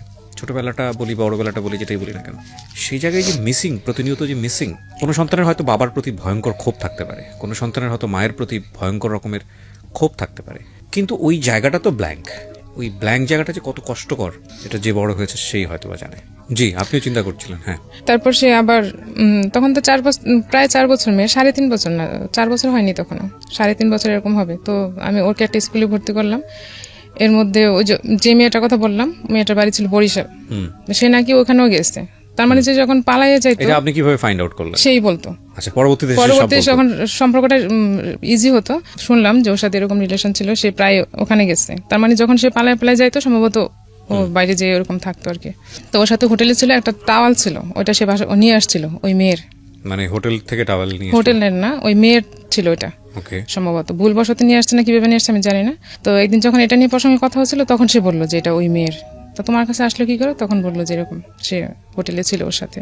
তারপরে তো আপনি মার্সি করতেন শুধুমাত্র এই বাচ্চাদের কথা শুনেই মার্সি করতেন নাকি আমি কি করব এখন, মানে ফ্যামিলিতে ফিরে যাওয়ার কোনো সুযোগ ছিল না? ফ্যামিলিতে সুযোগ ছিল না তা না, হয়তো আমি বললে হয়তো যাইতে পারতাম, কিন্তু আমি কি বলবো, মানুষকে বলবো কি, মানুষ কি বলবে, আমার বাচ্চাটা এরকম হবে, তার ভবিষ্যৎটা অন্ধকার হয়ে যাবে, তা কি করবো আমি, It's এখন not কিছু easy করতে job, পারতেছি it's না, not easy job. আমি ডিসিশন নিব কিভাবে। এবং একটা মেয়ের সবচেয়ে বড় যে মানে ব্যাকআপটা থাকা উচিত আমি মনে করি, যারা বাবা আছেন বা মা আছেন, আমি বলি এই কথাটা আপনাদেরকে বলতে চাই, রিকোয়েস্ট করতে চাই। ছেলেদের ক্ষেত্রে আমাদের সমাজে সবসময় আমরা যেটা দেখি যে ছেলে পড়াশোনা করবে, নিজের পায়ে দাঁড়াবে। একটা মেয়ের ক্ষেত্রে আমরা চিন্তা করি যে মেয়েটা পড়াশোনা করবে, একটা ভালো ছেলে দেখে বিয়ে দিয়ে দিব। বাট আমার ব্যক্তিগত ওপিনিয়ন, কোনো মেয়েকেই লেখাপড়া শিখিয়ে নিজের পায়ে দাঁড় করানোর আগ পর্যন্ত তার বিয়ে দেওয়া উচিত না। এটা আমার ব্যক্তিগত ওপিনিয়ন, আমি বলছি না যেটা আপনাকে মানতে হবে। আমি যত গল্প শুনেছি জীবন গল্পে, আমার কাছে মনে হয়েছে এই একটা জায়গায় যদি একটা মেয়ের মানে সাপোর্ট থাকতো, যে সে অর্থনৈতিকভাবে স্বাধীন, অর্থনৈতিকভাবে সে নিজের পায়ে দাঁড়াতে পেরেছে, তাহলে অনেকখানি সাপোর্ট, তার যৌক্তিক সাপোর্ট যেটা আমি বলি, অনেকখানি যৌক্তিক ডিসিশন নেওয়ার সুযোগ তার হয়। আনফর্চুনেটলি আমাদের সমাজের অধিকাংশ মেয়েরা এই একটা জায়গার কারণে সিদ্ধান্ত নিতে পারে না। কারণ সে তার সন্তান মানুষ করবে কিভাবে, সে যে ফ্যামিলিতে ফিরে যাবে কারোর ওপর তো বোঝা হবে না। আছে লেখাপড়া, বিয়ের সঙ্গে সঙ্গে লেখাপড়াও তো বন্ধ হয়ে গেছে। এবং এটা যে কত ভয়ঙ্করতম স্যাক্রিফাইস, কত ভয়ঙ্করতম যুদ্ধ প্রত্যেকটা মোমেন্টে সংসারের মধ্যে। যে মানুষটাকে আমি পছন্দ করি না, থাকতেই পারে, এমন হতে পারে ওনার হাজব্যান্ডের জায়গা থেকে ওনার প্রতি 100টা কমপ্লেন আছে, বাট প্রবলেম যে দুজনের জায়গা থেকেই ছিল, এটা তো সত্য। দেখেন, একটা মানুষকে আপনি পছন্দ করেন না, তারপরও ঘন্টার পর ঘন্টা, মাসের পর মাস ওই মানুষের সঙ্গে থাকতে হচ্ছে, আপনাকে থাকতে বাধ্য করা হচ্ছে because of this and this is not life, definitely this is not life. তারপর কি হলো? তারপর যখন ওই মেয়ের সাথে সম্পর্কটা অনেক ডিপলি চলে গেছে, তখন এটা নিয়ে আমার ফ্যামিলিতে মানে ওর সাথে আমার অনেক ঝগড়া হচ্ছিল তখন, মানে খুবই খারাপ অবস্থা চলে আসছে তখন, যে আর তো সহ্য করা যাচ্ছে না, তুমি এরকম করতেছো, এটা আমি আর নিতে পারতেছি না। তখন সে আবার আমাকে ব্যস্ত রাখার জন্য, আর সে আবার আগের অবলম্বন, মানে আবার আমি কনসেপ্ট করলাম, আমার ছেলে আসলো পেটে, আমি বুঝতে পারিনি আসলে। মানে আপনি যখন একটা সিদ্ধান্ত নেবেন তখন আপনাকে ধরে রাখার জন্য, তখন সে আবার সে আমাকে পরে বলতো যে আসলে তোমাকে ব্যস্ত রাখতে চাইছি যাতে আমার দিকে নজর দিতে না পারো, এরকম বলতো। তো যাই হোক, ছেলে কনসেপ্ট করার সাথে সাথে আবার সে তারও একটা ভালো জব হলো তখন, একদম সেই মাসেই তার একটা ভালো জব হয়েছে, একটা ফরেন বাইংয়ে জব করতো তখন, অফিস থেকে গাড়িটাই সবকিছু দেওয়া হয়েছে, তার এক্সপিরিয়েন্সের উপর তার জবটা হয়ে গেছে। তো ওখানে ভালো চলতেছিল, খুবই ভালো ছিল তখন 2 বছর, কিন্তু ওই মেয়েটার সাথে কন্টিনিউ ছিল তার। আমি হয়তো কখনো জানতাম কখনো জানতাম না, বুঝতে পারিনি, কিন্তু আমি তখন তো ব্যস্ত, সন্দেহ করতেন, তীব্র সন্দেহ করতেন। সন্দেহ তার ভিতরে ছিল, কিন্তু যখন একটা পর্যায়ে সে মোটামুটি জব করতেছে, সবকিছু করতেছে, তখন আমার এত সন্দেহ ছিল না তার প্রতি। মানে আমি তাকে বিলিভ করতাম এইভাবে যে না, সে ভুল করছে, ক্ষমা চাইছে, বাস সে ঠিক হয়ে গেছে, এরকম করে করে আমার সবগুলোই ভুল হয়েছে তার। তো তখন আমার 2টা বাচ্চা, আমি 2টা বাচ্চা নিয়ে ব্যস্ত, তখন সে আবার অফিস থেকে ভালো সাপোর্ট ভালো হচ্ছিল, সবকিছু ভালো, তখন সে গাড়ি কিনলো একটা অফিসে, গাড়ি কিনে গাড়ি ভাড়া দিল, যে ওর অফিসের গাড়ি দিয়ে আমরা চলাফেরা করি, আর ছুটির দিন আমাদের গাড়ি আমাদের থাকে, আর এমনিতে ভাড়া দিয়ে রাখছে। অর্থনৈতিক অবস্থা তো ভালোই ছিল, আমার আর কোনো টেনশন হচ্ছিল না। মেয়ে স্কুলে ভর্তি হলো তখন, ছোট প্লেতে ভর্তি হয়েছে কেবল, আর ছেলেটা অত মাত্র হাঁটেও না তখন, ছোট। এর মধ্যে একদিন হঠাৎ করে সে কি প্রিপারেশন নিচ্ছে আমি জানি না, বাসা চেঞ্জ করলাম, বাসা চেঞ্জ করতে বললো, বাসা চেঞ্জ করে পাশেই একটা বাসা নিলাম, তখন আমি রামপুরাতে ছিলাম, পাশে একটা বাসা নিলাম। তো বাসা নেওয়ার পর তার ভাই ছিল ঢাকায় তখন, বড় ভাই, মানে আমার ভাসুর ঢাকায় ছিল। উনি দেখলাম হঠাৎ করে আমাকে মানে মাসের বাজার একসাথে করতেছে, সব বাজার টাজার করে নিয়ে আসছে। তো আমি বলতেছি এত বাজার একসাথে কেন? তো আমার হাজবেন্ড বলতেছে আমি কয়দিনের জন্য অফিসে বাইরে যাব, বাজার টাজার করতে পারবো না, তাই তোমার সব বাজার একসাথে করে দিয়ে যাচ্ছে। ওকে, ঠিক আছে। তো সে কি করলো, তার যে বস অফিসের, তো সে ব্যাংকে তাকে চেক দিল ব্যাংক থেকে টাকা ওঠানোর জন্য। সম্ভবত এটা 14 লাখ টাকা হবে, মেবি না 9 লাখ টাকা, আমি ঠিক জানি না, অ্যাকচুয়াল টাকা কত জানি না, কিন্তু অফিস থেকে বলা হয়েছে 14 লাখ, আর ও বলছে 9 লাখ টাকা। ওকে চেক দিছে, সে গাড়িতে করে গেছে ব্যাংকে, যাওয়ার পর সে টাকা উঠায়, সে ওই ব্যাংকের ওই দরজাতে না বেরোয়, অন্য গেট দিয়ে বেরোয়, সে অন্য জায়গায় চলে গেছে। এটা আমি আর বুঝতে পারিনি যে সে এই ধরনের কাজ করতে সে যাচ্ছে, আর তার ভাই তাকে হেল্প করতেছে, বড় ভাই। যে পরে ও রাতে বাসায় আসে না, হঠাৎ করে আমি তাকে ফোন দিই, ফোন বন্ধ, যে তুমি কই, আমি কিভাবে খুঁজবো? তার অফিসে তো খুঁজবার কোনো ব্যবস্থা আমার কাছে নেই, ফোন নাম্বারটা আমার এরকম ছিল না। অফিসে একদিন গেছি আমি, বাট আমি ফোন নাম্বার আমার কাছে নেই। তো তার ভাই বলে না, পরের দিন ওকে অফিস থেকে আমাদের বাসায় খুঁজতে আসছে, ওই বাসায়, আগের যে বাসায় ছিলাম সেই বাসায়। ভালো চলতেছে, সবাই জানে আমি গাড়িতে করে বাড়িতে যাই, খুব ভালো আছি, কিন্তু আমাকে দেখলে কেউ বিশ্বাস করতে চায় না যে আমি অনেক ভালো আছি, কারণ আমি তখন অনেক অন্যরকম হয়ে গেছিলাম, মানে খুব একদম শুকায় অনেক চিকন হয়ে গেছিলাম। মানে আমাকে দেখলে অনেকে বলতো যে তোমাকে দেখলে তো মনে হয় না হ্যাপি, মানে যারা আমাকে খুব পছন্দ করতো আর কি, তারা বলতো যে তুমি তো, তোমার দেখলে তো মনে হয় না তুমি অনেক হ্যাপি। পরে আমি আবার প্রতিবাদ করতাম এইভাবে যে মানুষের গায়ে মাংস থাকলে কি হ্যাপি হয়? যাই হোক চলতেছিল ভালো, তো টাকা সে তো মেরে চলে গেল। ওইখান থেকে মামলাও হয়েছে অফিস থেকে, তো অফিস থেকে লোক এসে তার বাসায় খুঁজে পায়নি, কারণ বাসা তো অলরেডি ছেড়ে দেওয়া হয়েছে, বাসা যে বাসায় অ্যাড্রেস দেওয়া ছিল ওগুলো ছেড়ে দেওয়া হয়েছে বাসা। তার এরকম প্ল্যান ছিল বলেই বাসাটা ছাড়া হয়েছে সম্ভবত। অফিসে আমাদের যে গাড়িটা ছিল ওইটা ওই অফিসে ভাড়া দেওয়া ছিল। এই টাকাটা চুরি করার কি কোনো প্রয়োজন ছিল? মানে আপনার বাড়িতে তো এখন সবকিছুই ছিল। হ্যাঁ, এখন ওই যে সে গাড়ি কিনছে, গাড়িটার যে লোন ছিল সে ওটা হাঁপায় উঠতেছিল। আমি গাড়িটা কেনার জন্য কি আপনি কোনো চাপ দিয়েছিলেন? না, আমি তাকে বারবার বলছি গাড়ি কেনা না, সে এটা এখনো স্বীকার করে যে আমি তাকে এগুলা নিষেধ করছিলাম, আর এগুলা না করলে সে ভালো থাকতো, হয়তো এরকম হইতো না। তো সে গাড়িটা যখন ভাড়া দিছে তখন গাড়িটার লোন প্রচুর হয়ে গেছে, কিন্তু তার সেরকম গাড়ি কেনার মতো পজিশন এখনো হয় নাই। সে কেন এত বড় রিস্ক নিতে গেল? লোন নিয়ে কেন গাড়ি কিনতে হবে এত? আমি বারবার এই কথাটা বলতাম যে লোন নিয়ে কেউ গাড়ি কিনে না, গাড়ি কিনলে অনেক পরে যখন বাড়ি হবে সবকিছু হবে দেন তুমি গাড়ি কিনবা, গাড়ি তো আমাদের এখন প্রয়োজন নেই। তো সে কথাটা শুনে নেই, সে যা বলতো তাই করতো তার মতো করে, সে কারোর বুদ্ধি নিত না। তো গাড়ি কেনার পর তখন সে লোন টোন মানে একটু বেশি হয়ে গেছে, আর আমি জানতাম না সে কোত্থেকে লোন নিত, কি করতো না করতো, এগুলো সব আমার বুঝতে হতো না। এবং সে এমনও হয়েছে আমার নামে একটা লোন নিচ্ছে সে। তো সে যখন এখান থেকে চলে আসলো অফিস তাকে আর খুঁজে পেল না, ওই পেপারে বিজ্ঞাপন দিল তার সম্পর্কে, হ্যাঁ তার ছবি দিয়ে পেপারে দিল যে তাকে ধরিয়ে দাও, হ্যাঁ ধরিয়ে দিন। হ্যাঁ, এখন তারা ধরিয়ে দিন এরকম বিজ্ঞাপনের আগে কি আপনার সঙ্গে যোগাযোগ করেছে, নাকি আপনি জানলেন কবে সে কোথায় পালিয়ে আছে? আপনার সঙ্গে যোগাযোগটা করলো? আমি তো আমার সাথে যোগাযোগ হয়েছে অনেক পরে, তাই 15 দিন হবে। আচ্ছা, তার মাঝখানে কি পত্রিকায় বিজ্ঞাপন চলে গেছে? তারও পরে? না, বিজ্ঞাপন সাথে সাথে চলে গেছে, 2 দিন পরে। হ্যাঁ, যখন বিজ্ঞাপন চলে আসছে তখনই আমার কানে আসছে যে সেই ঘটনা ঘটাইছে। ওকে, তখন আমি বুঝতে পারছি সে এরকম কিছু করে তারপরে গেছে।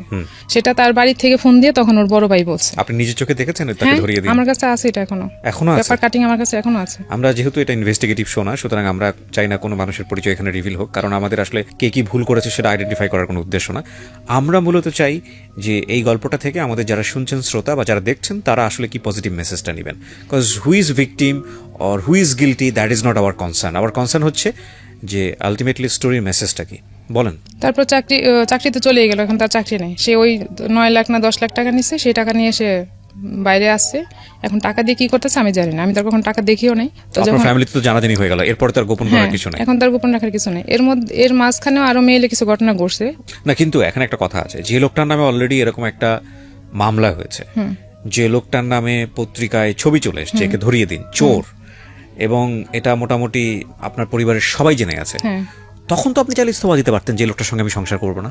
তখন আপনি কেন সাপোর্ট করলেন? আমি তো সাপোর্ট করিনি, আমি তো করতে চাইও না সাপোর্ট তাকে। আমি তাকে বলছি তুমি কেন বারবার করতেছো, তুমি মাপ চাও, অফিসে যাও, টাকাগুলো ফেরত দাও, মাপ চাও। বলছে ঠিক আছে আমি অফিসে যাব, আমি টাকাগুলো ফেরত দিব, মাপ চাইবো। ওনার বসটা খুবই ভালো ছিল, মানে খুবই কাইন্ড ছিল সবার প্রতি, মানে ওর প্রতি, আমাদের প্রতি, ফ্যামিলির প্রতি। তো সে বলছে আমাকে, কথা দিচ্ছে যে সে না, আমি টাকা ফেরত দিয়ে মাপ চাইবো, চাকরিটা ফেরত নিবো, কারণ এত ভালো চাকরি সে আর পাবে না। আমি বারবার বলতেছি তুমি এত ভালো চাকরি পাবা না, তুমি যে মাপ চাও, টাকাগুলো ফেরত দিয়ে দেখবো তোমার আর কিছুই বলবে না, সবকিছু ঠিক হয়ে যাবে। ঠিক আছে আমি যাবো, তুমি বাসা নিয়ে চলে আসো এখানে। আর আমার যে বিজ্ঞাপনের ব্যাপারটা, ওইটা এখনো পর্যন্ত আমাদের বাড়িতে যায়নি। আচ্ছা, হ্যাঁ, আমি কারোর সাথে বলিও নাই, বলতে চাই না এই জন্য যে এটা অনেক বড় একটা ইস্যু হয়ে যাবে, অনেক বড়।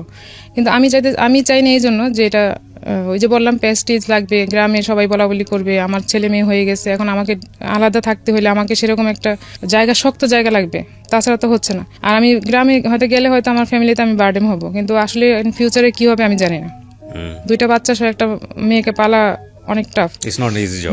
তো আমি আর বললাম না কারোর সাথে, তো বাসা নিয়ে গেলাম মিরপুরে। বাসা নিয়ে যাওয়ার পরে সে টাকা দিয়ে কি করলো, সে টাকা দিয়ে ওই শেয়ার মার্কেটে সে ইনভেস্ট করলো। টাকা রিটার্ন দিল না, দিচ্ছে না। তো তখন আবার আমার ছেলেটা প্রায় অসুস্থ থাকতো, তো সে টাকা নষ্ট করে দিচ্ছে, আমি দেখতেছি। তখন আমি বললাম তুমি টাকাগুলো ফেরত দাও, ফেরত দিয়ে তুমি জব টপ খুঁজো। বলে যে না, তখন শেয়ার মার্কেটও খুব ভালো ছিল, সে ধুমসে বিজনেস করতেছে এবং দরাও খাচ্ছে টাকা দিয়ে। তো আমি একদিন হঠাৎ করে বললাম যে ছেলেটা তো এরকম অসুস্থ থাকে, তুমি এক কাজ করো, অন্তত 50,000 টাকা তুমি কোথাও রাখো, যাতে অ্যাক্সিডেন্টলি কাজে লাগতে পারে। কারণ আমার কাছে কোনো টাকা নেই যে আমি কিভাবে আমার বাচ্চার চিকিৎসা করবো, সে আবার কখন হারাই যাবে তার তো কোনো ঠিক নেই। এই চিন্তা করে আমি তাকে এটা বলছি। সে আমাকে উত্তর দিল, আমার টাকা তোমার অ্যাকাউন্টে কেন রাখবো? আমি তো বেশি চাইনি, আমি 50,000 টাকা চাইছি, শুধু বলছি এটা ছেলের জন্য। এটা উত্তর ধরে আমি আমার অ্যান্সার পেয়ে গেছি, আমি আর কিছু বলিনি। দেন সে হঠাৎ করে আবার উদো। তারপর আমি বলছি এবার আমি আইনি ব্যবস্থা নিব, আমি আর বসে থাকবো না। ওর ভাইকে ডাকালো আমার মা, আমি বলছি আপনি বলবেন যে আমার মেয়েও কোথায় চলে গেছে, খবর নেই, তোমাদের ছেলে মেয়ে তোমরা নিয়ে যাও। তো ওর ভাই তখন ঢাকায় ছিল, বড় ভাই। তো বাসায় নিয়ে এসেছে ফোন দিয়ে, আমি পাশের ফ্ল্যাটে ছিলাম। আমি বলছি যে বলবেন যে আমি নাই, আর ওদেরকে নিয়ে যেতে বলবেন, দেখি কি করে, ওরা কি বলে। ওরা যেহেতু কোনো স্টেপ নিতেছে না, তাহলে আমাকে নিতে হবে এখন। তো আমার মা বললো যে নিয়ে যাও, তোমাদের ভাস্তা ভাস্তা তোমরা নিয়ে যাও, আমার মেয়ের ব্যবস্থা আমি করবো। পরে ও উত্তর দিল কি যে আমি কোথায় নিয়ে যাবো, আপনি নিয়ে যান। আমার ভাসুর আমার মাকে বললো যে আমি কোথায় নিয়ে যাবো ওদের সাথে। ভাসুরের জায়গা থেকে হয়তো ঠিকই আছে কথাটা, বাট এটা খুব কষ্টকর না দুইটা বাচ্চার জন্য? ওরা কি বুঝতে পারতেছিল আপনাদের মধ্যে এই ঝামেলাগুলো হচ্ছে? তখন তো আমি মেয়ে ছোট, বললাম না 4.5 বছর হবে বাচ্চাটা, ছেলেটা তো তখন কোলে বোধহয়। হ্যাঁ ছোট 2 বছর, মানে তখন সে হাঁটা শিখে নাই তখনও এরকম। তো সে এরকম বলছে, বলার পরে ওনার কোনো স্টেপ নিবে না। ওদের সাথে ঠিকই যোগাযোগ করতো, ওর ফ্যামিলির সাথে ও ঠিকই যোগাযোগ করতো, হয়তো বা অন্য নাম্বার থেকে বা দূর কোথাও থেকে যোগাযোগ করতো, কিন্তু আমার সাথে যোগাযোগ করতো, বাসায় যোগাযোগ করতো না। তো আমি এরকম বলার পরে সে আসবে না, সে কোথায় আছে তার তো কোনো খুঁজে পাচ্ছি না। সে একবার পরে ফোন দিছে, ফোন দেওয়ার পরে বললো যে আমি খুলনায় আছি, অমুক হোটেলে আছি। তো আমার পাশের ফ্ল্যাটে যে ভাইয়া ছিল, ওনার ফ্যামিলি ছিল, উনি আমাকে বললো যে আপনি আমাকে ফোন নাম্বারটা দেন আর হোটেলের অ্যাড্রেসটা বলে, যেটা বলছে আমাকে বলেন, আমি খুঁজে দেখি ওখানে আসছি কিনা। তো উনি দেখলো যে ওখানে নাই, সে মিথ্যা কথা বলছে। তো আমি ওখানেই আছি। এর মধ্যে আমি প্ল্যান করছি আমি বাসা ছেড়ে দিব, আমি ওর কাছে আর থাকবো না, না থেকে আমি আলাদা বাসা নিয়ে আলাদা থাকবো। তো এর মধ্যে সে বাসায় যোগাযোগ করছে, করার পর বাসায় আসছে। আসার পরে আমি তাকে, বাসায় আসার পর তো ঝগড়া হবে, এটাই তো স্বাভাবিক, যে তুমি কই গেছো, কেন এরকম করলো, আবার কেন এরকম করতেছো। তো বলতেছে আমি আসলে জানি না আমি কি জন্য যাই, কোথায় ছিলাম, একবার বলে কুমিল্লা ছিলাম, একবার বলে খুলনায় ছিলাম, এরকম বলতো।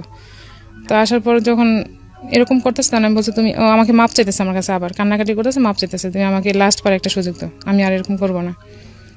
তো আমি বলছি তুমি এক কাজ করো, তুমি তওবা করো, তুমি তো ঠিক হবে না, তুমি যদি টোটালি 3 মাস যদি কন্টিনিউ ভালো থাকো, তাইলে আমি ভাববো যে তুমি সত্যি সত্যি ভালো হয়েছো, নাইলে আমি আর বিলিভ করতে পারবো না যে তুমি ভালো হয়েছো। পরে আমি পাশে একটা মসজিদ ছিল, মসজিদে হুজুরের সাথে কথা বলে আমি বলছি যে ওনাকে তোবা করাইতে হবে, উনি আর কখনো এরকম করবে না, এরকম বলছে। ও রাজি হয়েছে, ঠিক আছে আমি তবা করবো আর করবো। তো হুজুর বললো যে এখানে তো আসলে মসজিদে এসে তো করা যাবে না, আপনার আমি বাসায় আসবো আপনার। তো সেদিন রাত্রে রান্না বান্না করছি, হুজুর আসবে বাসায়, রান্না করলাম, খাইছে, খাওয়া দাওয়ার পরে হুজুর খাওয়া দাওয়া করছে? হ্যাঁ বাসায় আমরাই হুজুরের সামনে তওবা করার কি আছে? আমি তো জানি এরকম কোনো বিধিবিধান নাই।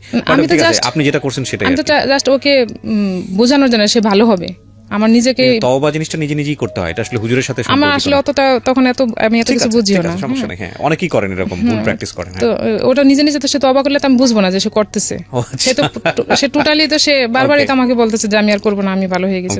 তো সেটা এটা আমার ইয়ের জন্য, মানে স্যাটিসফ্যাকশনের জন্য, হ্যাঁ স্যাটিসফ্যাকশনের জন্য আমি তাকে বলছি আর কি এটা করা। তো হুজুর এসে ওকে তওবা করাইলো, ঠিক সে তওবা করলো যে আমি আর এরকম করবো না, যা করছি আর করবো না। দেন সে আবার সেম 3 মাস পর আবার হলো। না এখানে একটা কথা বলে রাখি, অনেকে, আমি আসলে ধর্মীয়ভাবে অতটা বেশি জানি না, কারণ তওবাটা আসলে নিজের জায়গাটা থেকে নিজে করতে হয়, আল্লাহর কাছে বলতে হয়, মিনতি করতে হয়। কিন্তু অনেকে তওবা পড়ান বলে একটা ব্যাপার আছে, যে তওবা পড়াও। আমি ঠিক জানি না তওবা পড়াও এটা রাইট প্র্যাকটিস না রং প্র্যাকটিস, আমার জানা নেই, আমি যে কারণেই বললাম আর কি। ওকে যাই হোক, হ্যাঁ ওকে তওবা করাইতে হবে, আমার এটা হচ্ছে আমার থিম, যে সে যাতে করে যে কোনো ভাবেই হোক ওর ভিতরে সে এটা ভিতরে কাজ হ্যাঁ। করে। তো সে আর আবার চলে গেল, তখন আমি বাসা ছেড়ে দিলাম, যে আমি আর 3 মাসের আগে চলে গেল। হ্যাঁ আবার 3 মাসের আগে সে চলে গেল। তো তওবা করার পরে যখন সে এরকম করছে, তখন সে ভালো হবে না, বাসা ছেড়ে দিলাম, যে ঠিক আছে এবার আমি আর তার সাথে তাকে বাসায় চেনাবো না, আমি কোথায় যাবো আমি তাকে কিছুই চেনাবো না। তো আমি বাসায় যে ফার্নিচার ছিল পিক আপ করে ট্রাকে করে সব আমার দেশের বাড়িতে পাঠিয়ে দিচ্ছি, দিয়ে যেগুলো আমার ইম্পর্টেন্ট লাগবে সেগুলো নিয়ে, তখন আমার মেয়ে 1-এ ভর্তি হবে, এরকম প্রিপারেশন নিচ্ছে আর কি, যে স্কুলে দিতে হবে, সে কোচিং করবে। তো আমি তো আমার লাইফ দিয়ে বুঝতে পারতেছিলাম যে আমার লাইফটা কীরকম যাচ্ছে। তো আমি চাচ্ছিলাম না যে আমার মেয়ের লাইফটা এরকম কিছু ঘটুক, সে ভালোভাবে লেখাপড়া করবে, আমি এটাই চাইছি। তো দেন বাসা ছেড়ে দিলাম, বাসা ছেড়ে দিয়ে একটা টিন শেড বাসা নিচ্ছি আমার এলাকাতে আর কি, সে এখন যেখানে থাকে ওখানে নিলাম, আমার ছোট ভাইকে সাথে নিয়ে, যে তুই একটু সাপোর্ট দিবি শুধু, যে বাসাটা নিব। বাসা নিলাম, তখন এর আগে আমিও কিছু টাকা শেয়ার মার্কেটে ইনভেস্ট করছিলাম, 20-25 হাজার টাকা প্রাইমারি শেয়ার তখন আমি কিনতাম শুধু, আর আমি ভালো পাইতাম, একটা দিলে একটাই পাইতাম, এরকম হইতো। তো ওইটাকে থিম করে আমি বাসাটা ছাড়ছি, যে আমি এটা দিয়ে চলবো, কিন্তু আমাকে খরচ কমাইতে হবে। তখন আমি একটা বস্তিতে, নতুন বিল্ডিং হয়েছে টিন শেড, সে আগের টিন শেডের মতো আবার একটা বাসা নিলাম। ওখানে নেওয়ার পর আমার ছেলেটা তখন কথা শিখছে মোটামুটি ভালোই, এখন সে বাইরের পরিবেশ দেখলে তো সে ওদের সাথেই মিশবে, কি হবে না হবে, বস্তি এলাকাতে কিরকম হয় জানাই আসছে। তো আমি কি করলাম, আমার এই ছোট ছেলেকে আমার মার কাছে পাঠিয়ে দিলাম, যে আপনি ওকে বাড়িতে রাখেন, আমি মেয়েকে কোচিং করাবো, আর আমি একটু বিজনেস সাইডে একটু টাইম দিয়ে দেন ওকে তো কোচিং করাইতে হবে 2 লাখ মেয়েকে, তো কোচিং করে ওকে ভালো স্কুলে অ্যাডমিশন নিব আমি। তো বাসা ছেড়ে দিয়ে যখন চলে আসলাম, তখন ও বুঝতে পারছে যে আমি বাসা ছেড়ে দিছি। তখন বাসা ছেড়ে দেওয়ারও 15 দিন পর দেন সে আবার যখন মেয়ে ভর্তি, এর মধ্যে আমি মেয়ে ভর্তি করলাম, তার কোনো স্টেপ ছিল না এখানে মেয়ে ভর্তি করার ব্যাপারে, আমি সব যুদ্ধ করে আমি তাকে ভর্তি করালাম ভালো স্কুলে চান্স পাইছে, আমি ভর্তি করে দিছি। তো এর মধ্যে সে মাপ চেয়ে আসলো একবার, আইসা সে আবার বাইরে জব করে, তার অফিসের অ্যাড্রেস আমি জানি না, কিছুই জানি না। এরকম করতে করতে সে বাইরে থাকতে পছন্দ করতেছে, আমি দেখতেছি। তখন আমি ওরে বলতাম, ও বাসায় আসলো বেডরুম শেয়ার করতো না, সে আলাদা রুমে ঘুমাইতো সবসময়। তখন আমি ওরে বলছি যে তুমি আলাদা থাকো, এটা আমি কিছু বলতাম না, জাস্ট আমি তার একটা ফোন দেখতাম যে সে রাতে কথা বলে, সেই জন্য আমার সাথে সে রাতে থাকতো না, যে রাতে আলাদা থাকতে তার সুবিধা হয়, কারণ আমি তো ফোনগুলো দেখি। তো একদিন ফোন নাম্বার একটা পাইছি, একটা ছেলের নাম্বার দিয়ে সেভ করে রাখছে। তো ওই নাম্বারটা আমি জাস্ট ফোন দিচ্ছি ওর মোবাইল থেকে, কথা বলিনি, শোনার জন্য যেটা আসলে ছেলের নাম্বার না মেয়ের নাম্বার। তখন দেখলাম ওর পাশ থেকে মেয়ে, তার আমি লাইনটা কেটে দিচ্ছি। তো কেটে দেওয়ার পর আমি আর ওটা কিছু বলিনি। বলার পর সে চলে গেল বাসা থেকে, জবের উসিলা দিয়ে সে বাইরে, যে সপ্তাহে একবার আসে কিংবা 15 দিনে একবার আসে এরকম। তো যাওয়ার পর বাসা যখন নিয়ে নিছে, বাইরে ছিল, তখন আমি বাসায় একা। তখন আমি ওরে বললাম যে তোমার বাসায় অফিসের অ্যাড্রেস দাও আমাকে। অফিসের অ্যাড্রেস তুমি কি করবা, তোমার আসা লাগবে না, আমি আসবো, এরকম। তো সে মাঝখানে আবার আদম ব্যবসা করতে গেছে, বারবার নিষেধ করার পরেও সে গেছে, যে ওখানে একটা লোকের সাথে ঝামেলা হয়েছে অনেক, যার কারণে সে বাসার বাইরে থাকতো বেশিরভাগ সময়। আর আমার পাশের ফ্ল্যাট থেকেও সে টাকা নিছিল। এখন আমাকে একদিন এসে বলতেছে বাসা ছেড়ে দাও।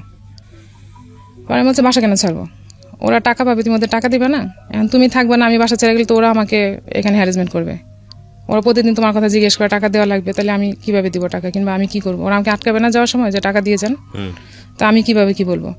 পরে বলছে না কিছু হবে না, তুমি বাসা ছেড়ে দাও। বলছে না, তোমার সাথে আমি বাসা ছেড়ে আর কোথাও যাবো না, কারণ মেয়ে অলরেডি অ্যাডমিশন হয়ে গেছে স্কুলে, ক্লাস 3-তে, তখন সে উঠছে কেবল।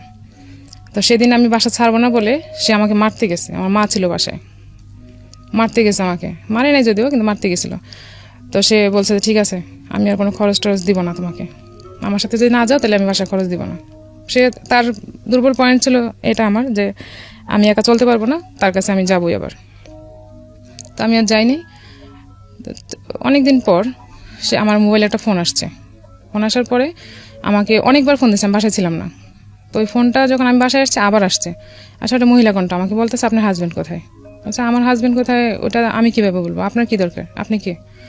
পরে বলতেছে আপনার হাজব্যান্ড আমার জিনিসপত্র নিয়ে সব পালাইছে, আমার না সরি আমার বান্ধবীর, এরকম এরকম হয়েছে, ওনাকে দরকার। পরে আমি বলছি আপনার বান্ধবীর সাথে কী রিলেশন, যে সে আপনার বেডরুম থেকে যে আপনার জিনিসপত্র নিয়ে আপনার টাকা পয়সা নিয়ে সে চলে গেছে, ওটার তো অবশ্যই রিজন আছে। আমার বেডরুমে কেউ আসতে হলে তো আমার সেরকম রিলেশন থাকা লাগবে, তাছাড়া তো একটা ছেলে মানুষ আপনার বেডরুমে যেতে পারবে না। পরে বলতেছে না ওর সাথে ভালো সম্পর্ক ছিল, সে এরকম টাকা পয়সা নিয়ে হঠাৎ করে এসে চলে গেছে, তাকে আর খুঁজে পাওয়া যাচ্ছে না। পরে আমি যখন এটাকে আর বেশি প্রশ্রয় দিচ্ছি না, যে আপনি রিয়েল কথা বলেন তাইলে আমি বলতে পারবো, আর আমার সাথে ওর সাথে যোগাযোগ নেই, অ্যাকচুয়ালি এর সাথে আমার যোগাযোগ ছিল না, টোটালি যোগাযোগ ছিল না। তারপর সে আমাকে বলতেছে, মহিলাটা আমাকে বলতেছে যে ওনার বাসার অ্যাড্রেস দেন, বাড়ির অ্যাড্রেস দেন। বলছে বাড়ির অ্যাড্রেস আমি দিব কেন, আপনার সাথে রিলেশনকে আগে আমাকে বলেন, দেন আমি আপনাকে চিন্তা করবো যে দিব কিনা। পরে সে বলে না এক পর্যায়ে বাধ্য হয়েছে বলতে যে আমার সাথে এরকম, আমার বান্ধবীর সাথে ওনার বিয়ে হয়েছে। হোয়াট? হ্যাঁ বলতেছে আমার বান্ধবীর সাথে ওনার বিয়ে হয়েছে, বিয়ে হওয়ার পরে উনি এরকম জিনিসপত্র নিয়ে পালাই গেছে ওনার রুমের থেকে। ওকে, উনি জব করতো, বলতেছে আমার বান্ধবী জব করে অফিসে গেছে, ওর ঘরে জিনিসপত্র যা ছিল, অলংকার ছিল, টাকা পয়সা ছিল, সেগুলো নিয়ে চলে গেছে। তো আমি বলছি এটা তো আমার দেখার বিষয় না, বিয়ে তো আপনারা করছেন, এখন অ্যাড্রেস আপনারা খুঁজে বের করেন, আমি এই ব্যাপারে কিছু বলবো না। তখন আমি এটা স্বীকার, আমি বিয়ে করছেন যে এটা কি প্রুফ আছে, আমাকে প্রুফ দেখাইতে হবে। আর প্রুফটা আমি এই জন্য চাইছি আমি সবাইকে যাতে দেখাইতে পারে যে সে আসলে কি পর্যায়ে যাইতে পারে। তখন সে অস্বীকার করবে তা না হলে, তো সে কাবিননামাটা নিয়ে আমার সাথে দেখা করতে আসছে। সত্যি সত্যি বিয়ে হ্যাঁ করেছে? সত্যি সত্যি বিয়ে করছে, সে আমাকে কাবিননামাটা নিয়ে ওই মহিলা আমার সাথে দেখা করতে আসছে। না কিন্তু এখানে কথা আছে, যেহেতু আপনার ঠিকানা তারা পেয়েছে, তার মানে তার আমার ঠিকানা পায়নি, আমার ফোন নাম্বার ঠিক আছে, কিন্তু ওরা কি জানতো যে ওনার আগে একটা বউ আছে, জেনে শুনেই বিয়ে করেছে? হ্যাঁ জানতো, কিন্তু সে নাকি বলছে, মহিলা আমাকে বললো, সে নাকি বলছে যে আমার বউর সাথে ডিভোর্স হয়ে গেছে আর বাচ্চারা ওখানে থাকে, আমি সব খরচ টরচ দিই। হ্যাঁ আর আমাকে ও বলছে যে তাহলে ফ্যামিলি অ্যাড্রেস দাও, মহিলা বলছে, আর ও বলছে যে না বাসা থেকে আমার ত্যায্য করা হয়েছে, বাড়ি থেকে আমাকে ত্যায্য করা হয়েছে, এখন ওরা কোনো টাকা পয়সা, ওদের সাথে আমার কোনো রিলেশন নেই। তো মহিলাটাও একটু বয়স হয়ে গেছিল মোটামুটি, যার জন্য মহিলা ওকে হয়তো কোনো রিজন ছাড়াই বিয়ে করছে। আপনারা যারা শুনছেন তারা একটা জিনিস খেয়াল করবেন যে এগুলো বাড়তেই থাকবে, একের পর এক বাড়তে বাড়তে বাড়তে বাড়তে বাড়তে বাড়তে that goes actually infinity level. মানে আমি বলছি এই কারণেই যে আসলে where you should stop yourself, cause আপনি একটা মানুষের সাথে যদি মনে করেন যে না এর যে টেন্ডেন্সি, তাহলে একে দিয়ে আসলে ভবিষ্যতে করা সম্ভব না, ভবিষ্যতে আসলে টেনে নিয়ে যাওয়া সম্ভব না, তাহলে শুভস্য শীঘ্রম বলে একটা ব্যাপার আছে, যত দেরি করবেন তত বেশি লস। কিন্তু এই যে বললাম যে স্যাক্রিফাইসের লেভেলটাও যদি আপনি অনেক সময় এক্সিড করে ফেলেন, যে স্যাক্রিফাইস তো একটা লিমিট আছে, সেই লিমিটটা যদি আপনি এক্সিড করে ফেলেন তাহলে পুরো লাইফ লং কি আপনি স্যাক্রিফাইস করবেন? পুরো লাইফ লং আপনি কি এটা মেনে নেবেন? একটা কথা আছে, অন্যায় যে করে এবং অন্যায় যে সহ্য করে দুজনেই সমান অপরাধী।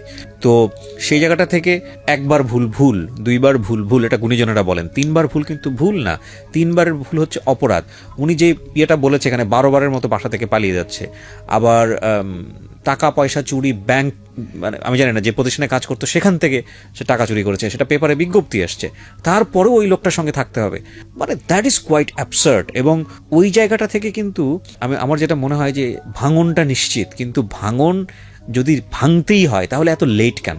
প্রমাণ তো অনেক পাওয়াই গিয়েছে, তাহলে আগে কেন সিদ্ধান্ত না? এত লেট কেন হচ্ছে? হ্যাঁ, এখানে একটা বড় কজ হয়ে দেখা দিয়েছে সন্তানদের ভবিষ্যৎ কী হবে, তারা বাবা মা বলে একসাথে পাচ্ছে না, তাদের একটা ফিউচারের ব্যাপার আছে। কিন্তু এটাই যদি কজ হয় তাহলে আপনি কতক্ষণ পর্যন্ত স্যাক্রিফাইস করতে পারবেন? কতক্ষণ পর্যন্ত পারবেন? আসলে পারা যায় না। আজকের এই গল্পটা আমাদেরকে সেই জায়গাটাই নিয়েই দাঁড় করাবে। দেন ওই মহিলাটা যখন আমার সাথে যোগাযোগ করলো, আমি তাকে এরকম তো বললাম, কাগজপত্রগুলো সব নিলাম। তো সে আবার আমি তাকে বললাম যে আপনার যে জিনিসপত্র নিয়ে গেছে তার জন্য আপনাকে একটা আইনি ব্যবস্থা নিতে হবে, তা নাহলে আমি কিভাবে বুঝবো সে আপনার জিনিসপত্র নিয়ে গেছে। সেও আইনি একটা ব্যবস্থা নিল, একটা জিডি করলো থানায়। ওই জিডির কপি আমি নিছি ওর কাছ থেকে। তখন আপনার সঙ্গে কোনো যোগাযোগ নাই? না, আমার সাথে কোনো যোগাযোগ নেই। তারপর সে আমাকে কয়েকদিন পর আমাকে ফোন দিল একদিন হঠাৎ করে, রোজার ঈদের আগে, রোজার মধ্যে ঘটনা এগুলো। রোজার ঈদের আগে দিয়ে আমাকে ফোন দিয়ে আমাকে বলতে, এর মধ্যে কিন্তু সে আমাদের কোনো খরচ টরচ দিচ্ছে না, বলে গেলো যে বাসায় দিবে না, আর দিচ্ছে না। তো আমাকে হঠাৎ করে বলতেছে যে বাচ্চাদের কিছু কিনে দিই, তুমি যদি কিছু মনে না করো। পরে আমি বলছি আমার বাচ্চাকে চুরির পয়সা খাবে? ওই চুরির পয়সা আমি আমার ছেলে মেয়ের পেটে ঢুকাবো না।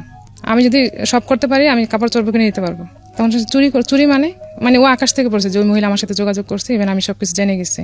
ওর ধারণা ছিল আমি কিছু জানবো না বা আমি জানতে পারি না। তো মহিলা তোর ঘর নিয়ে খুঁজতেছে, কারণ ওর তো ঠিকানা সবকিছু ভুল, নাম ঠিকানা ভুয়া, সবকিছু ভুয়া ছিল ওই কাবির নামায়।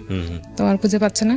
তো আমি ওর অ্যাড্রেস দিই নি ওকে, যে ওদের ব্যাপার ওরা বুঝুক, আমার এগুলোতে যাওয়ার কোনো দরকার নেই, আমি যেহেতু যাই নাই, বাস ওরা যা করে করুক। তো মহিলা বারবার আমাকে ফোন দিয়ে বলতো, কান্নাকাটি করতো, আমি এখন কি করবো, আমি জানি না আপনি কি করবেন, কারণ আপনি যখন জানছেন তার বিয়ে হয়েছে, তার ছেলে মেয়ে আছে, অবশ্যই আপনার খোঁজ নেওয়া উচিত ছিল। আপনি যেখানে ভুল করছেন এখানে আমি আপনাকে শুধরানোর মতো কোনো সুযোগ করতে পারবো না, আপনার টাফট আপনি বুঝবেন। তো সে আমাকে বলতেছে যে এরকম, আমার সাথেও তো আমার হাজবেন্ড যোগাযোগ করে পারতেছে না, কারণ আমি তো আর ওকে বলে দিছি যে তোমার লেভেল ক্রস, আমি আর পারবো না। ইন দ্য মিনটাইম আপনি কি ফ্যামিলিতে জানাচ্ছিলেন যে এগুলো হচ্ছে? হ্যাঁ, এগুলো জানাচ্ছি। তখন মোটামুটি সবকিছু জানিয়েছেন? তখন জানাচ্ছি কি, তখন আমার বড় ভাই বাইরে থাকে, তখন আমি ভাইয়াকে কিছু বলিনি। তারপর ফ্যামিলি থেকে কি বলতেছিলেন? ফ্যামিলি থেকে তো কি করবে, এখন তো কিছু করার নাই, বলতেছে না কিছু এই জন্যই, কারণ ওদের ফ্যামিলি কোনো স্টেপ নিচ্ছে না, ওকে খুঁজে পাওয়া যায় না। সবচেয়ে বড় কথা হয়েছে ওকে খুঁজেই পাওয়া যায় না, ও উদাও থাকে। আমরা একটা আইনি ব্যবস্থা নিব, তারই খুঁজে পাওয়া যায় না, তার কোনো অ্যাড্রেস আমরা পাই না, হদিস পাই না, এখনো পর্যন্ত জানি না যে কোথায় থাকে। তো এরকম যাওয়ার পর আমি যখন বলছি তখন তো সে বুঝে গেছে যে আমি আর তার সাথে কন্টিনিউ করবো না। আমি বলছি যে তোমার লেভেল ছিল একটা বিয়ে করা। ইভেন সে লাস্ট যখন বাসা থেকে যায় তখন সে আমার সাথে দাঁড়া বলতেছিল যে আমিও এখনো কিছু করলে অনেক ভালো কিছু করতে পারি, সে এটা বুঝাইতে যাচ্ছে। তখন আমি বলছি যে হ্যাঁ, তুমি তো তোমাকে যাচাই করছো মার্কেটে, আমি তো আমাকে যাচাই করি নাই। তো ঠিক আছে, তুমি যদি ভালো কিছু পাও দেন করতে পারো, আমার থেকে কোনো তোমার বাধা নেই। একটা লেভেলে তো বাকি আছে, ওইটাও করতে পারো, কোনো সমস্যা নেই। তখন সে বাসা থেকে চলে গেল। আর আমি সবাইকে বললাম যে আমি যে আমাদের ভিতরে প্রবলেম চলতেছে এগুলো আমি বাইরের কাউরে বলি না, বাট আমার ফ্যামিলি জানে, বাট আদার জায়গায় আমি বলি নাই। বলছি যে ও বাইরে জব করে, ঢাকার বাইরে জব করে, বাইরে থাকে। ও দেখতাম যে আশেপাশে সবার সাথে যোগাযোগ করে, কথা বলে, সবকিছু বলে, কিন্তু আমি যে বলতেছি এখন আমি ফেক হয়ে যাচ্ছি। আমি তো বলতে চাই না আমার ভিতরের ব্যাপারটা যাতে বাইরে না জানে। তারপর সে আর আমার সাথে কন্টিনিউ করতে পারছে না বলে আমি তাকে জায়গা দিই না, বলছি না তোমার সাথে আর কন্টিনিউ করা যায় না। তো সে আর আসে নাই, আমি আমার মতো চলতেছি, চেষ্টা করতেছি কিছু করার জন্য। ওই যে শেয়ারে আমার কিছু ইনভেস্ট করা ছিল তখন অল্প, সেগুলো দিয়ে আমি আবার নতুন করে শুরু করলাম। আপনার নামে মামলাটা হয় কি কারণে? আমার নামে মামলা হয়, আমি যখন ওর সাথে ছিলাম তখন সে ব্যাংক থেকে একটা প্রাইভেট পার্সোনাল লোন নেই, খুব বেশি টাকা না, 1 লাখ টাকা একটা লোন নিচ্ছে। তখন সে টাকা দরকার, সে আমাকে দিয়ে লোনটা নেওয়া হয়েছে। আমি কিছুই করি না, মেন আমাকে দিয়ে তুলেছে। সে কিভাবে কি করছে আমি কিছু জানি না, আমার বাসার বাইরেও যেতে হয়নি, টাকাটা দিতে পারেনি কারণ একটা মামলা হয়ে গেছে। হ্যাঁ, টাকাটা দেওয়া হয়নি। তো সে আমাকে তখন বলতো যে এই টাকাটাই শুধু তোমার অ্যাড্রেস দিয়ে সবকিছু মানে কারেক্ট দিয়ে করছে। টাকাটা কি আপনি শোধ করতে পেরেছেন? না, আমি টাকা শোধ করিনি। তো এরপর আপনাকে কি জেল খাটতে হয় বা কোনো? না, মানে থেকে আমাদের বাড়িতে পুলিশ গেছিল খোঁজ নেওয়ার জন্য আমার ব্যাংক থেকে, কিন্তু আমি 2বার হাজিরা দিয়ে মামলাটাই করে রাখছিলাম। আচ্ছা আচ্ছা। তো এটার হয়তো আবার আসবে, এখন তো আমি আর যাচ্ছিও না, কিছু করতেছিও না। কি ভয়ঙ্কর, চিন্তা করে দেখেন। তো আমি তাকে এর মধ্যে মাঝখানে যখন সে যোগাযোগ করছে, মানে ইদানিং আর কি, ইদানিং বলতে বছর দিকে আগে, তখন আমি মেয়েকে দিয়ে বলছিলাম যে তুমি যে আমাদের তো ঝামেলা ফেলা রেখে গেছো, তুমি এরকম একটা ঝামেলা আম্মুর কাঁধে দিয়ে গেছো, তুমি এটার একটা ব্যবস্থা করো। পরে বলছে যে এগুলো আমি কিছু করিনি, এগুলো তোমার আম্মুই করছে, মিথ্যা কথা বলছে। তা আমি তো বাসার বাইরেও যাইনি টাকা আনার জন্য, সে বাসা থেকেই সব সিস্টেম করে তারপর ব্যাংক থেকে টাকা উঠেছে। তো এগুলো বলার পর তো এখন আমি আর ওর সাথে কন্টিনিউ করলাম না। তো সে প্রায় ফোন দিয়ে আমাকে বলতো যে বাচ্চাদের ব্যাপারে, যে বাচ্চারা তোমাকে বড় হলে দোষারোপ করবে, তুমি কেন একা আসো বা কি আসবে, সেগুলো বলতো। আমি বলছি তোমার কাছ থেকে আমি কিছু শুনতে চাই না, আমার ছেলে মেয়ে আমারে কি বলবে সেটা আমি বড় হলে বুঝবো। কি করলেন আপনি এরপরে? তারপরে সে জব যখন করতেছিল তখন সেখানে আমি একটা নোটিশ পাঠালাম, উকিল নোটিশ পাঠালাম যে বাচ্চাদের খরচের জন্য, সেটাও 2-2.5 বছর পরে। তখন সে উকিলের কাছেও আসতেছে না, ঠিক মতো আসবে না, তার বউ অ্যাক্সিডেন্ট করছে, তখন সে আসতে পারবে না। তখন একটা বিয়ে করেছে নাকি ওই মহিলাই তাকে সে আবার কন্টিনিউ করছে ভয় পেয়ে, ওই যে আমি তাকে জায়গা দিচ্ছি না, হয়তো আমি অ্যাড্রেস দিয়ে দিছি, আর আমি অ্যাড্রেস দিলে তো তাকে সে জেল খাটাবে, বিয়ে করবে, সে অনেক ঝামেলা ফেলাবে, কারণ তার তো কোনো পিছুটান নেই। পিছুটান আমার ছিল, আমি কিছু বলি নাই, সেজন্য ওই মহিলার সঙ্গে হ্যাঁ সেই মহিলার সাথে সে কন্টিনিউ করতেছে।